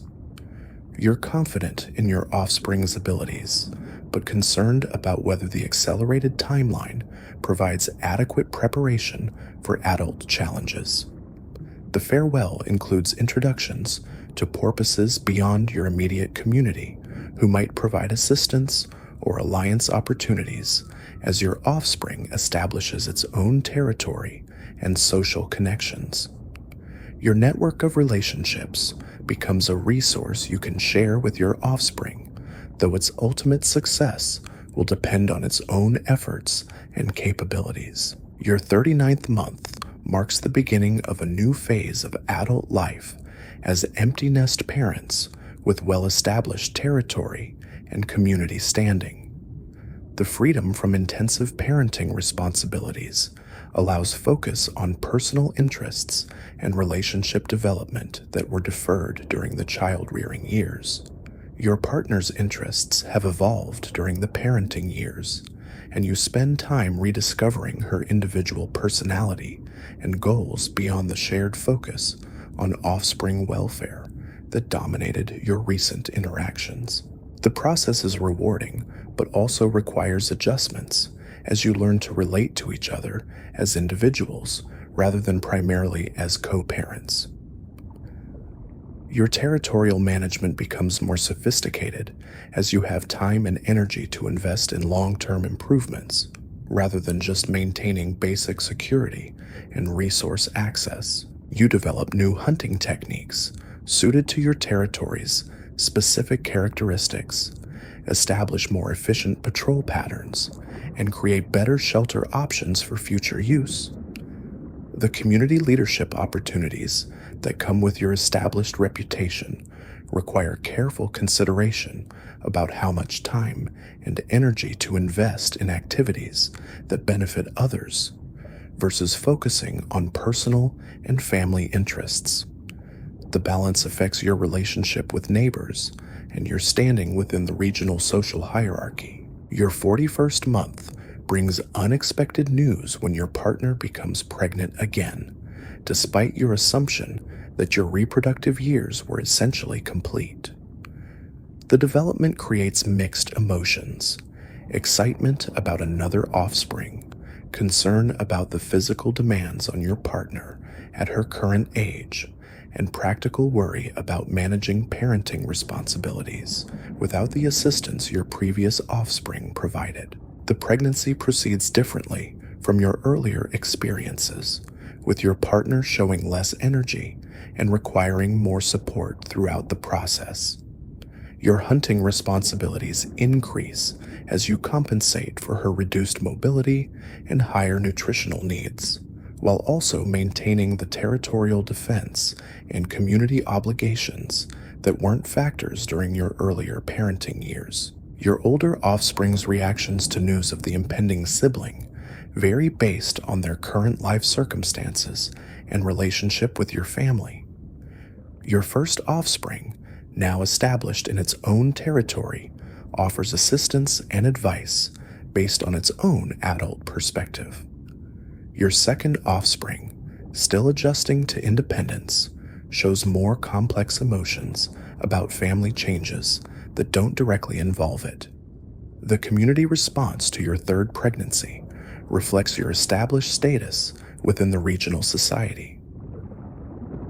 Other families offer support and assistance based on relationships built over years of mutual cooperation, but the help comes with expectations about reciprocal obligations that will need to be honored in the future. Your 42nd month culminates in the birth of your third offspring, an event that feels both familiar and completely new given the changed circumstances of your family situation.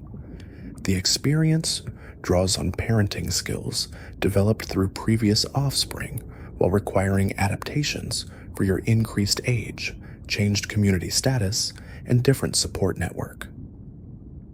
Your partner's recovery from birth is slower than during previous pregnancies, requiring extended periods of intensive care and protection that stretch your capabilities.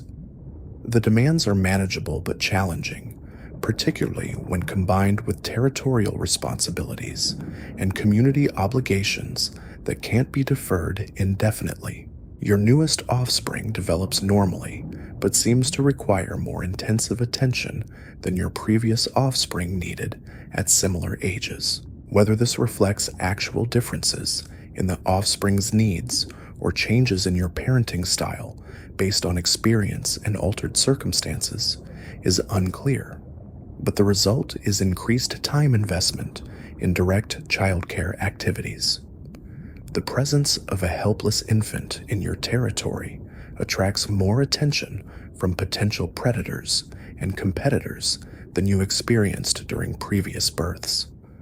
Your reputation and established community relationships provide some protection, but they also create expectations about your ability to handle challenges that might overwhelm less experienced parents. Your 43rd month focuses on establishing routines that accommodate the intensive needs of infant care while maintaining the territorial and social responsibilities that define your adult life.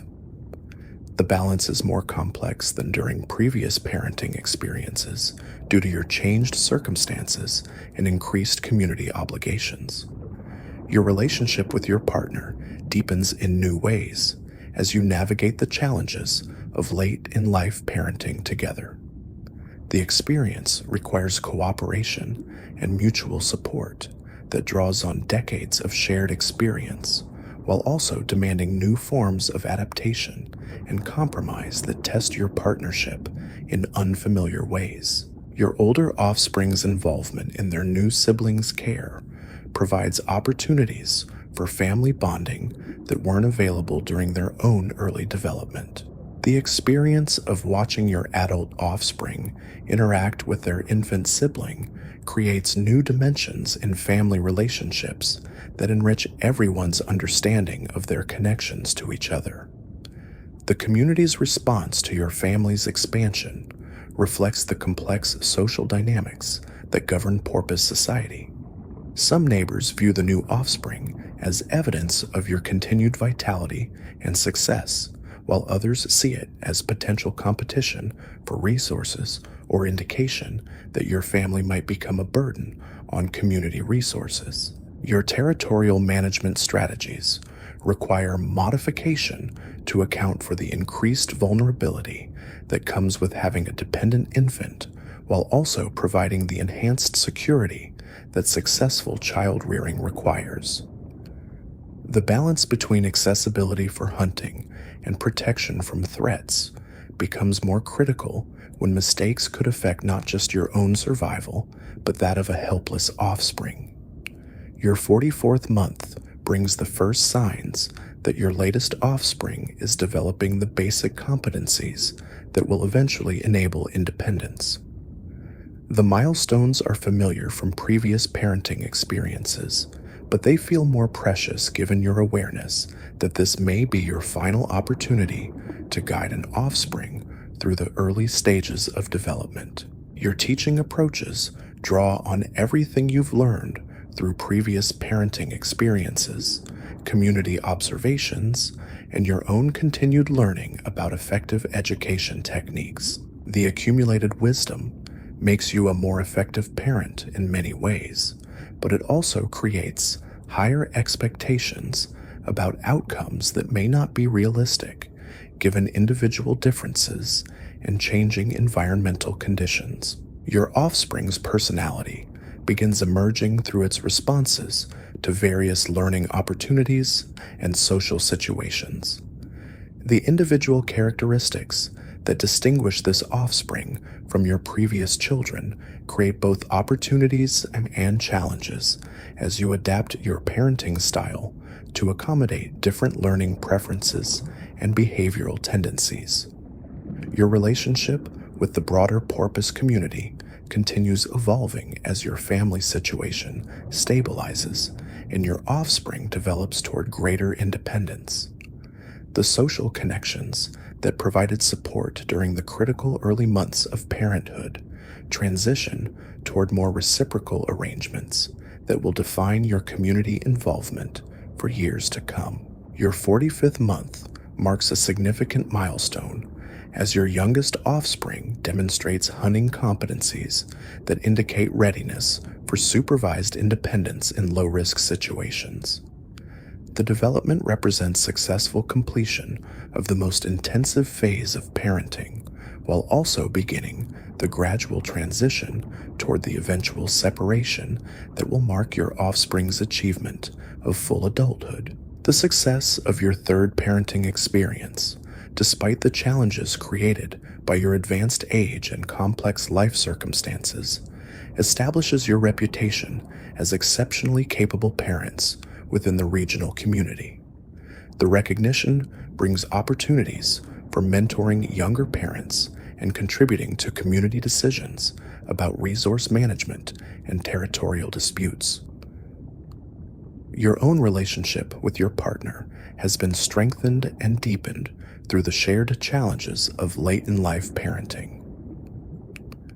The experience required forms of cooperation and mutual support that revealed new aspects of your compatibility while also testing your partnership in ways that confirmed its fundamental strength and resilience. Your territorial holdings have reached their mature form through decades of development, defense, and optimization.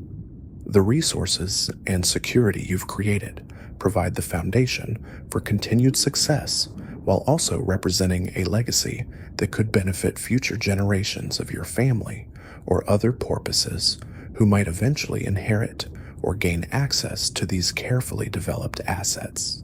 Your 46th month brings reflection on the life you've built through nearly 4 years of adult existence.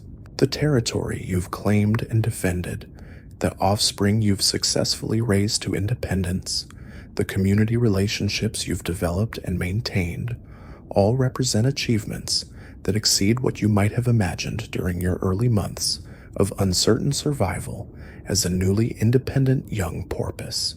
But the ocean continues presenting new challenges and opportunities that require constant adaptation and learning.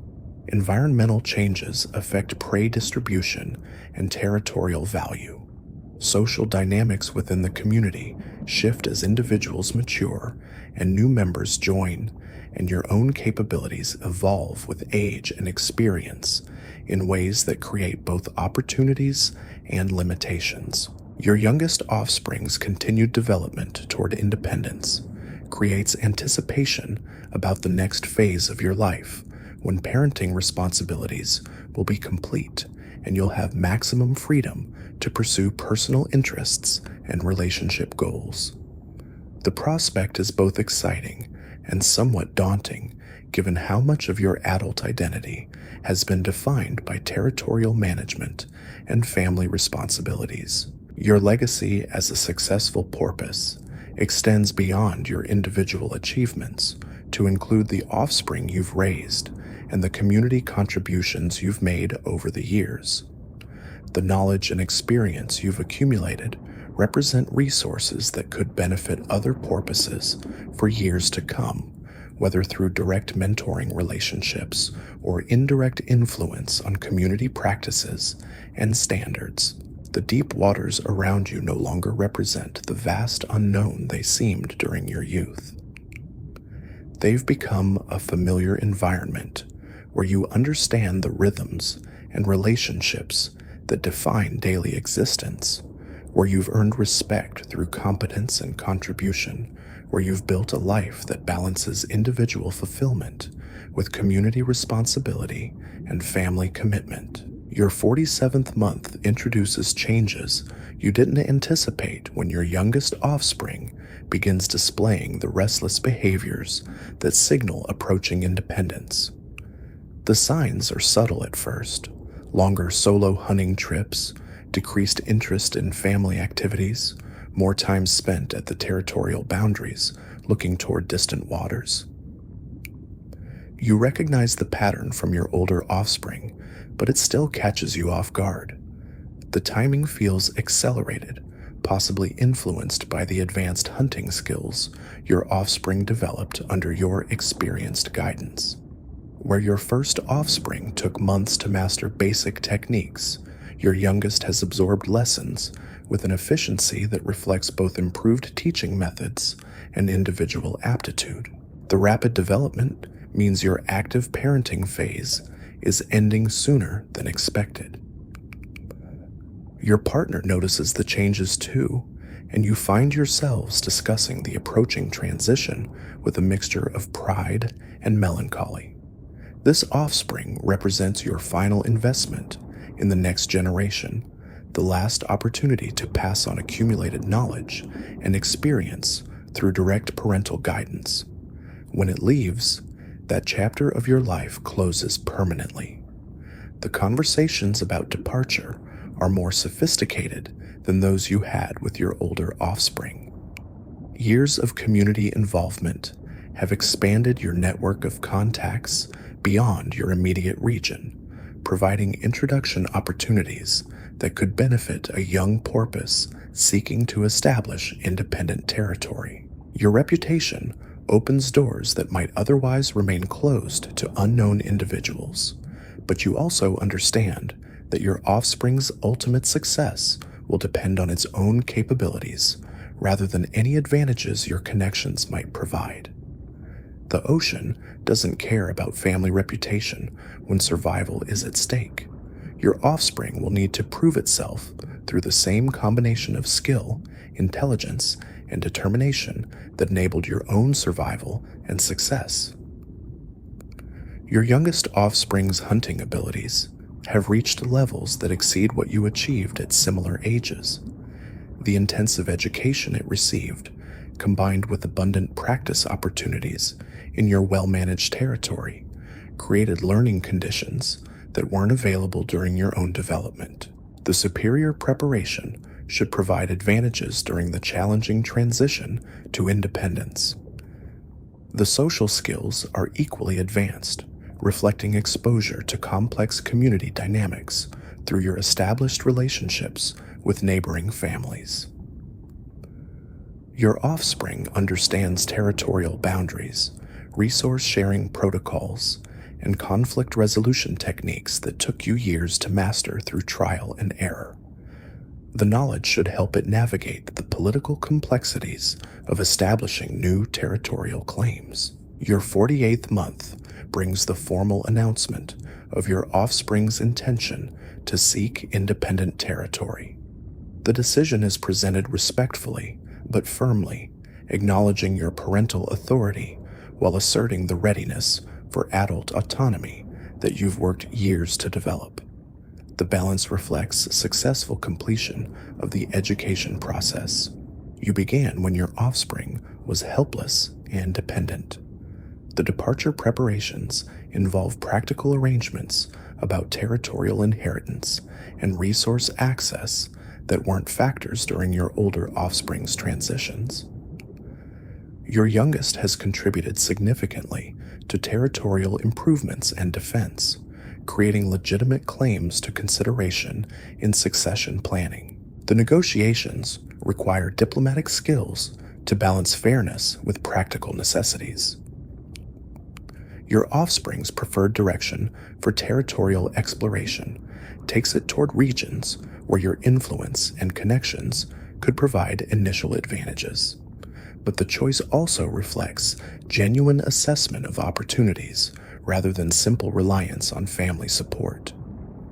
Your offspring has developed the strategic thinking necessary for successful territorial establishment.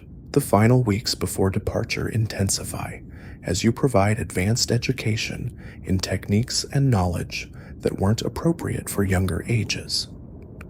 Combat strategies for serious territorial disputes, negotiation tactics for complex resource conflicts, emergency procedures for extreme weather or predator threats. The curriculum covers situations you hope your offspring will never encounter, but know it must be prepared to handle. Your relationship with your partner evolves as you both adjust to the approaching end of active parenting. The intensive cooperation required for successful child rearing has defined much of your partnership for years. Without that shared focus, you'll need to rediscover other foundations for your relationship that don't depend on parental responsibilities. The community's response to your offspring's approaching departure reflects recognition of its capabilities and potential contributions to regional society. Several neighboring families express interest in alliance possibilities, while others acknowledge the competitive threat your well-trained offspring might represent if territorial conflicts arise. The mixed reactions confirm your offspring's readiness for adult challenges. Your own emotions about the impending separation are complex and sometimes contradictory. Pride in your offspring's successful development conflicts with sadness about losing daily contact with someone you've invested years in nurturing. Excitement about your offspring's future opportunities mixes with anxiety about dangers it will face without family protection. The feelings are natural but difficult to process. Your 49th month culminates in your youngest offspring's actual departure from family territory. The farewell is ceremonial but heartfelt, incorporating traditions that acknowledge successful completion of the parenting process while expressing hope for continued family connections despite physical separation. Your offspring leaves with your blessing and the tools necessary for independent success. The immediate aftermath of departure feels strange and empty despite your preparation for this transition. Daily routines that revolved around offspring needs suddenly lack purpose and structure. Your territory feels larger and quieter without the constant activity of family life. The adjustment period requires conscious effort to develop new patterns and priorities. Your relationship with your partner becomes the primary focus of your social energy for the first time since your early years together. Rediscovering each other as individuals beyond your roles as co-parents involves exploring interests and aspects of personality that were subsumed under family responsibilities. The process is rewarding, but requires patience and conscious effort. Your territorial management strategies can now optimize for your personal preferences rather than family safety requirements. Areas that were off limits due to offspring vulnerability become accessible for exploration and development. Hunting techniques that were too risky for family situations can be reconsidered based solely on their effectiveness for your current circumstances. The freedom to make decisions that's based entirely on your mutual interests feels liberating after years of considering offspring welfare in every choice. Travel opportunities that were impossible with dependent young become realistic options. Risk assessments that prioritized family protection can be recalibrated for your current situation and capabilities. Your 50th month brings the first extended exploration beyond your established territory since your offspring's birth years ago. The journey reveals how much the broader ocean has changed during your focus on family responsibilities. New territorial arrangements, shifted population distributions, and altered environmental conditions require updated knowledge and adapted strategies. Your stamina and capabilities have changed subtly with age, requiring adjustments to travel pace and hunting techniques that once seemed effortless. The changes aren't dramatic, but they're noticeable enough to require conscious adaptation. Your experience compensates for reduced physical capabilities in most situations, but the balance is shifting in ways that will become more significant over time. The porpoises you encounter during your exploration recognize your reputation even in distant waters. Your success as a parent and territorial manager has created a network of respect and recognition that extends far beyond your immediate community. The status provides advantages in negotiations and social interactions that weren't available during your younger years. But reputation also creates expectations about your capabilities and resources that may not match your current reality. Other porpoises assume you have more influence and support than you actually possess, leading to requests for assistance or alliance proposals that exceed your ability to fulfill. Managing these expectations requires diplomatic skills and careful communication about your actual circumstances. Your partner's response to extended travel reveals aspects of her personality that were suppressed during the intensive parenting years. Her curiosity about distant territories and eagerness to explore new hunting grounds demonstrate interests that weren't practical when family responsibilities limited mobility. The shared exploration strengthens your partnership while revealing new dimensions of compatibility.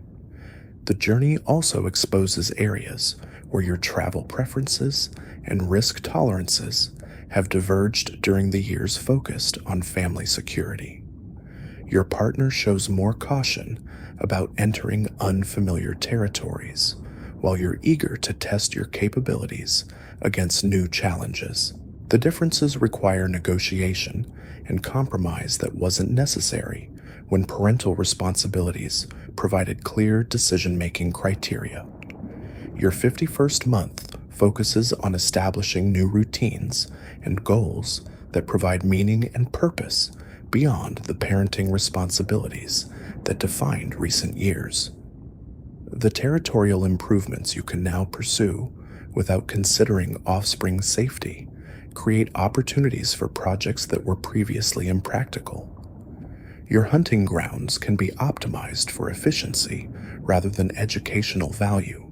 Your community involvement expands as you have more time and energy available for activities that benefit the broader regional society. Leadership roles in territorial dispute resolution, resource management planning, and community defense coordination become realistic possibilities.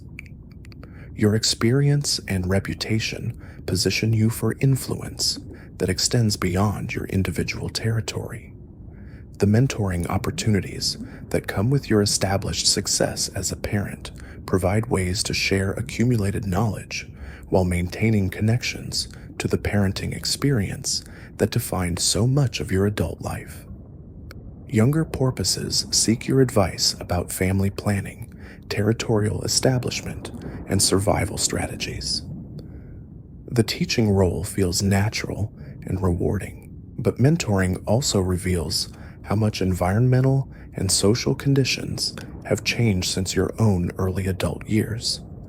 The advice that served you well may not apply to current circumstances faced by younger porpoises.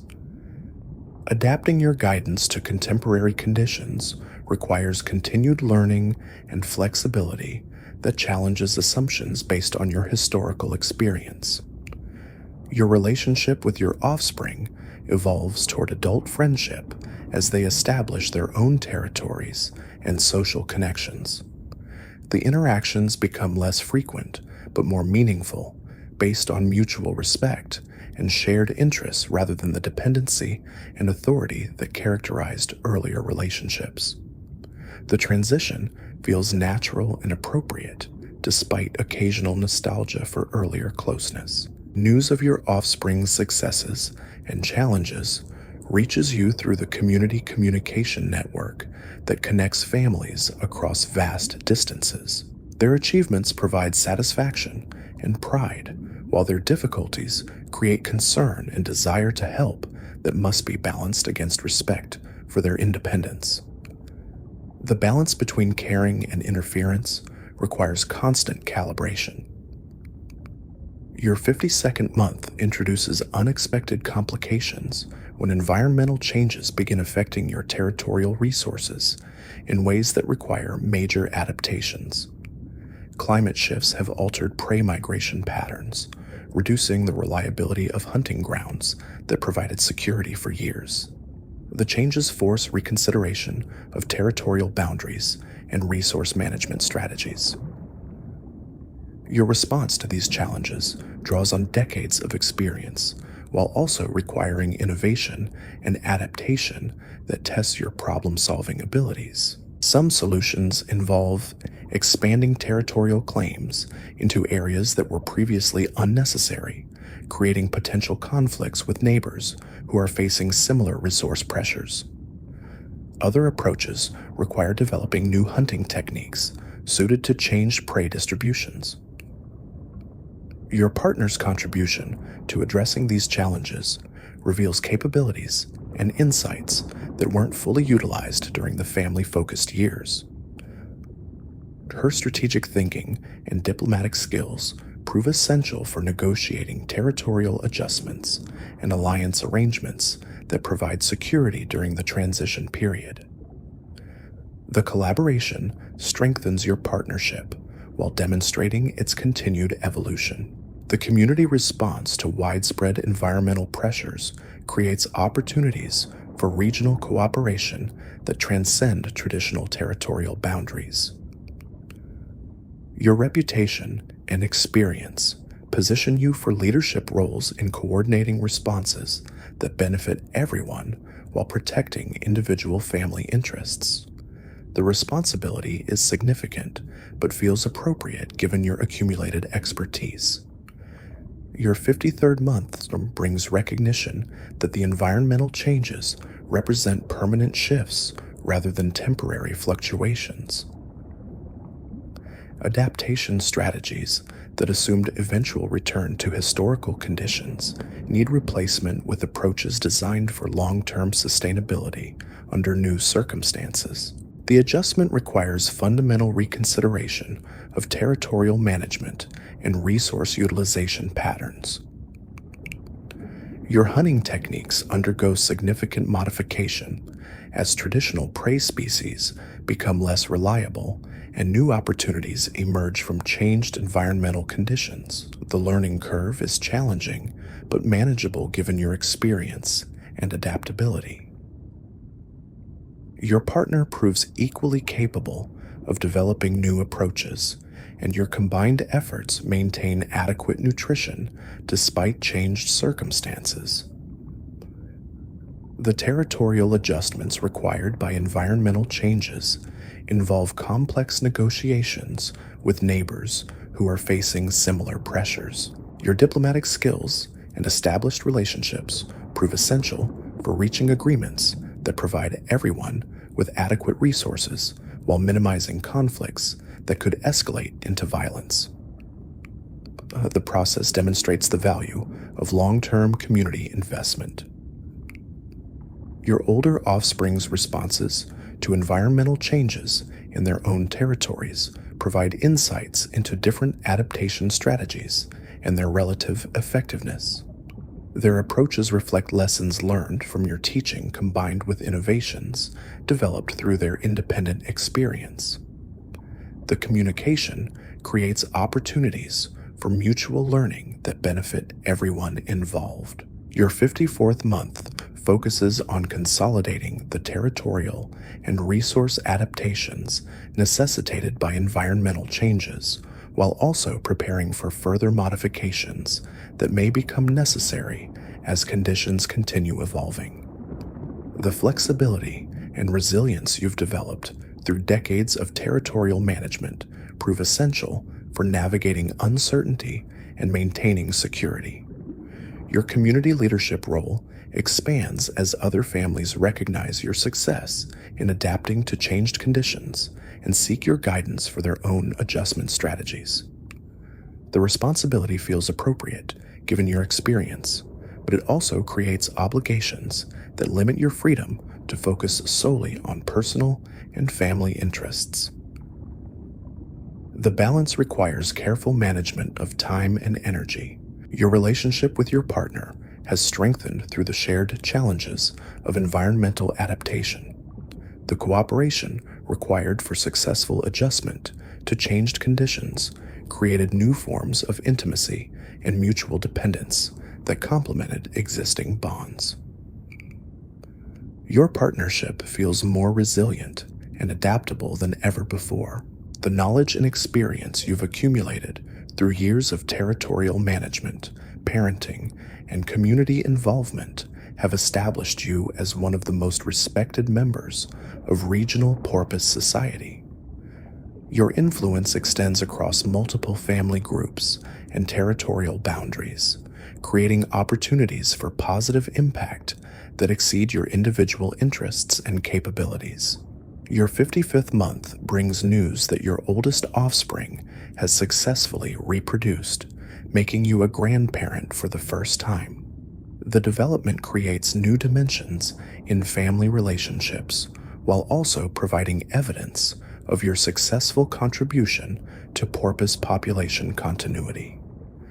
Your genetic investment in the future has begun producing returns through the next generation. Your response to grandparenthood involves mixed emotions similar to those experienced during your own offspring's major life transitions. Pride in your offspring's achievement combines with curiosity about your new grandchild and desire to contribute to its development, despite the distance and independence that characterize adult family relationships.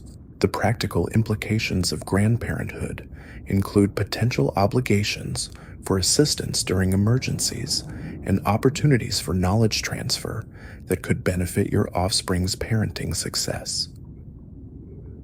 Your experience and resources could provide advantages for your grandchild's development, but the involvement must be balanced against respect for your offspring's parental authority and independence. Your partner's reaction to becoming a grandmother reveals aspects of her personality and interests that weren't apparent during your own intensive parenting years.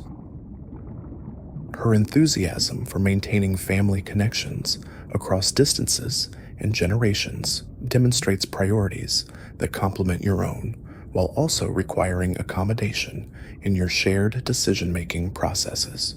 Your 56th month introduces the first direct contact with your grandchild during a visit from your oldest offspring. The experience of interacting with a young porpoise who carries your genetic heritage but represents a new generation creates emotions and insights that are both familiar and completely novel.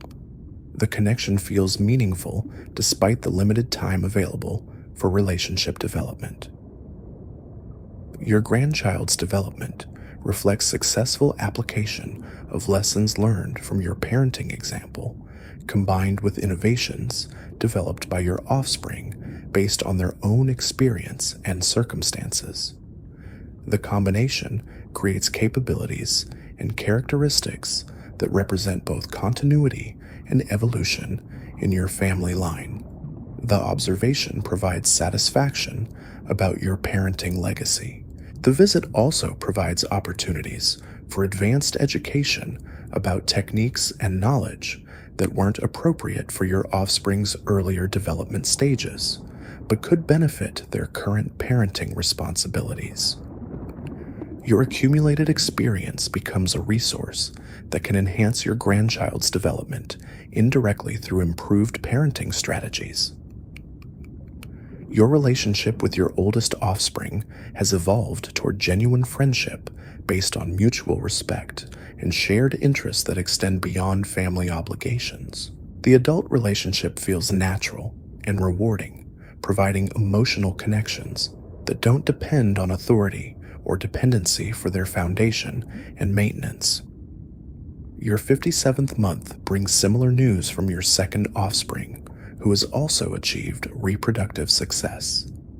The pattern suggests that your parenting methods produced consistently positive results across different individual personalities and circumstances. Your contribution to porpoise population continuity has doubled with the arrival of your second grandchild. The geographic distribution of your offspring and grandchildren creates challenges for maintaining close relationships, but also provides opportunities for extended family networks that could offer mutual support during emergencies. Your family's success in establishing multiple independent territories represents achievement that extends beyond individual survival to community-level contribution. Your own territorial holdings have reached their optimal configuration through decades of development and adaptation to changing conditions. The resources and security you've created provide foundation for continued success, while also representing potential legacy for future generations who might benefit from your accumulated improvements and strategic positioning. Your community standing has evolved toward elder status that brings both respect and responsibility for guidance and decision-making that affects the broader regional society. Your influence on territorial disputes, resource management, and community defense coordination extends far beyond your individual territory and immediate family interests. Your 58th month focuses on consolidating the achievements and relationships that define your mature adult life, while also preparing for the physical and social changes that will characterize your advancing years. The balance between continued growth and acceptance of limitations becomes increasingly important as time reveals the finite nature of individual existence. Your hunting capabilities remain strong, but show subtle signs of the aging process that will eventually require adjustments to techniques and expectations.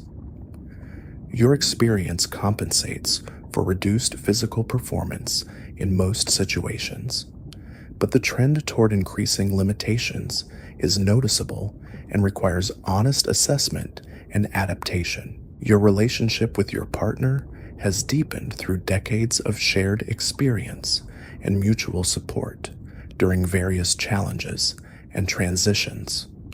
The partnership has evolved through multiple phases while maintaining core compatibility and commitment that provide foundation for continued cooperation and intimacy despite changing circumstances.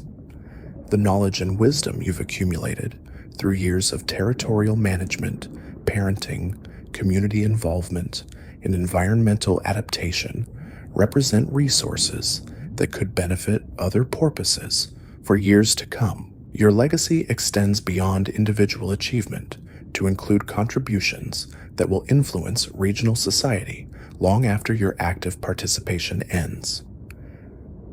Your 59th month brings reflection on the life you've built through nearly 5 years of adult existence. The territory you've developed, the offspring you've raised to independence, the grandchildren who carry your genetic heritage, the community relationships you've established and maintained, all represent achievements that exceed what seemed possible during your early struggles for survival as a newly independent young porpoise. But the ocean continues presenting challenges that require adaptation and response despite your advanced age and accumulated experience. Your capabilities for meeting these challenges are changing in ways that will eventually require major adjustments to lifestyle and expectations. The recognition creates both urgency about completing important goals and acceptance of natural limitations. Your 60th month marks 5 full years of adult life, a milestone that represents exceptional longevity given the dangers and challenges of ocean existence. Your survival to this age demonstrates successful mastery of the skills and relationships necessary for long-term success in one of nature's most demanding environments. The achievement provides perspective on the arc of your existence from helpless infant through successful parent to respected community elder. Each phase brought distinct challenges and rewards while contributing to the accumulated experience and wisdom that now define your place in porpoise society. The progression feels natural and appropriate despite occasional nostalgia for earlier capabilities and opportunities. Your legacy includes not only your direct offspring and their achievements, but also the countless indirect influences you've had on other porpoises through mentoring, community leadership, and the example of successful adaptation to changing conditions. Your contribution to regional society extends far beyond what any individual could measure or acknowledge. The deep waters that surround your territory no longer represent the vast unknown they seemed during your youth. They've become a familiar environment where you understand the rhythms and relationships that define daily existence, where you've earned respect through competence and contribution, where you've built a life that balances individual fulfillment with family commitment and community responsibility. Your story continues in the achievements of your offspring and grandchildren, in the territorial improvements that will benefit future generations, in the community relationships and precedents that will influence regional society for years to come. The individual existence that began with uncertain survival has become part of something larger and more enduring than any single life could encompass alone. Here you can find the next story. Unettle then, see you soon.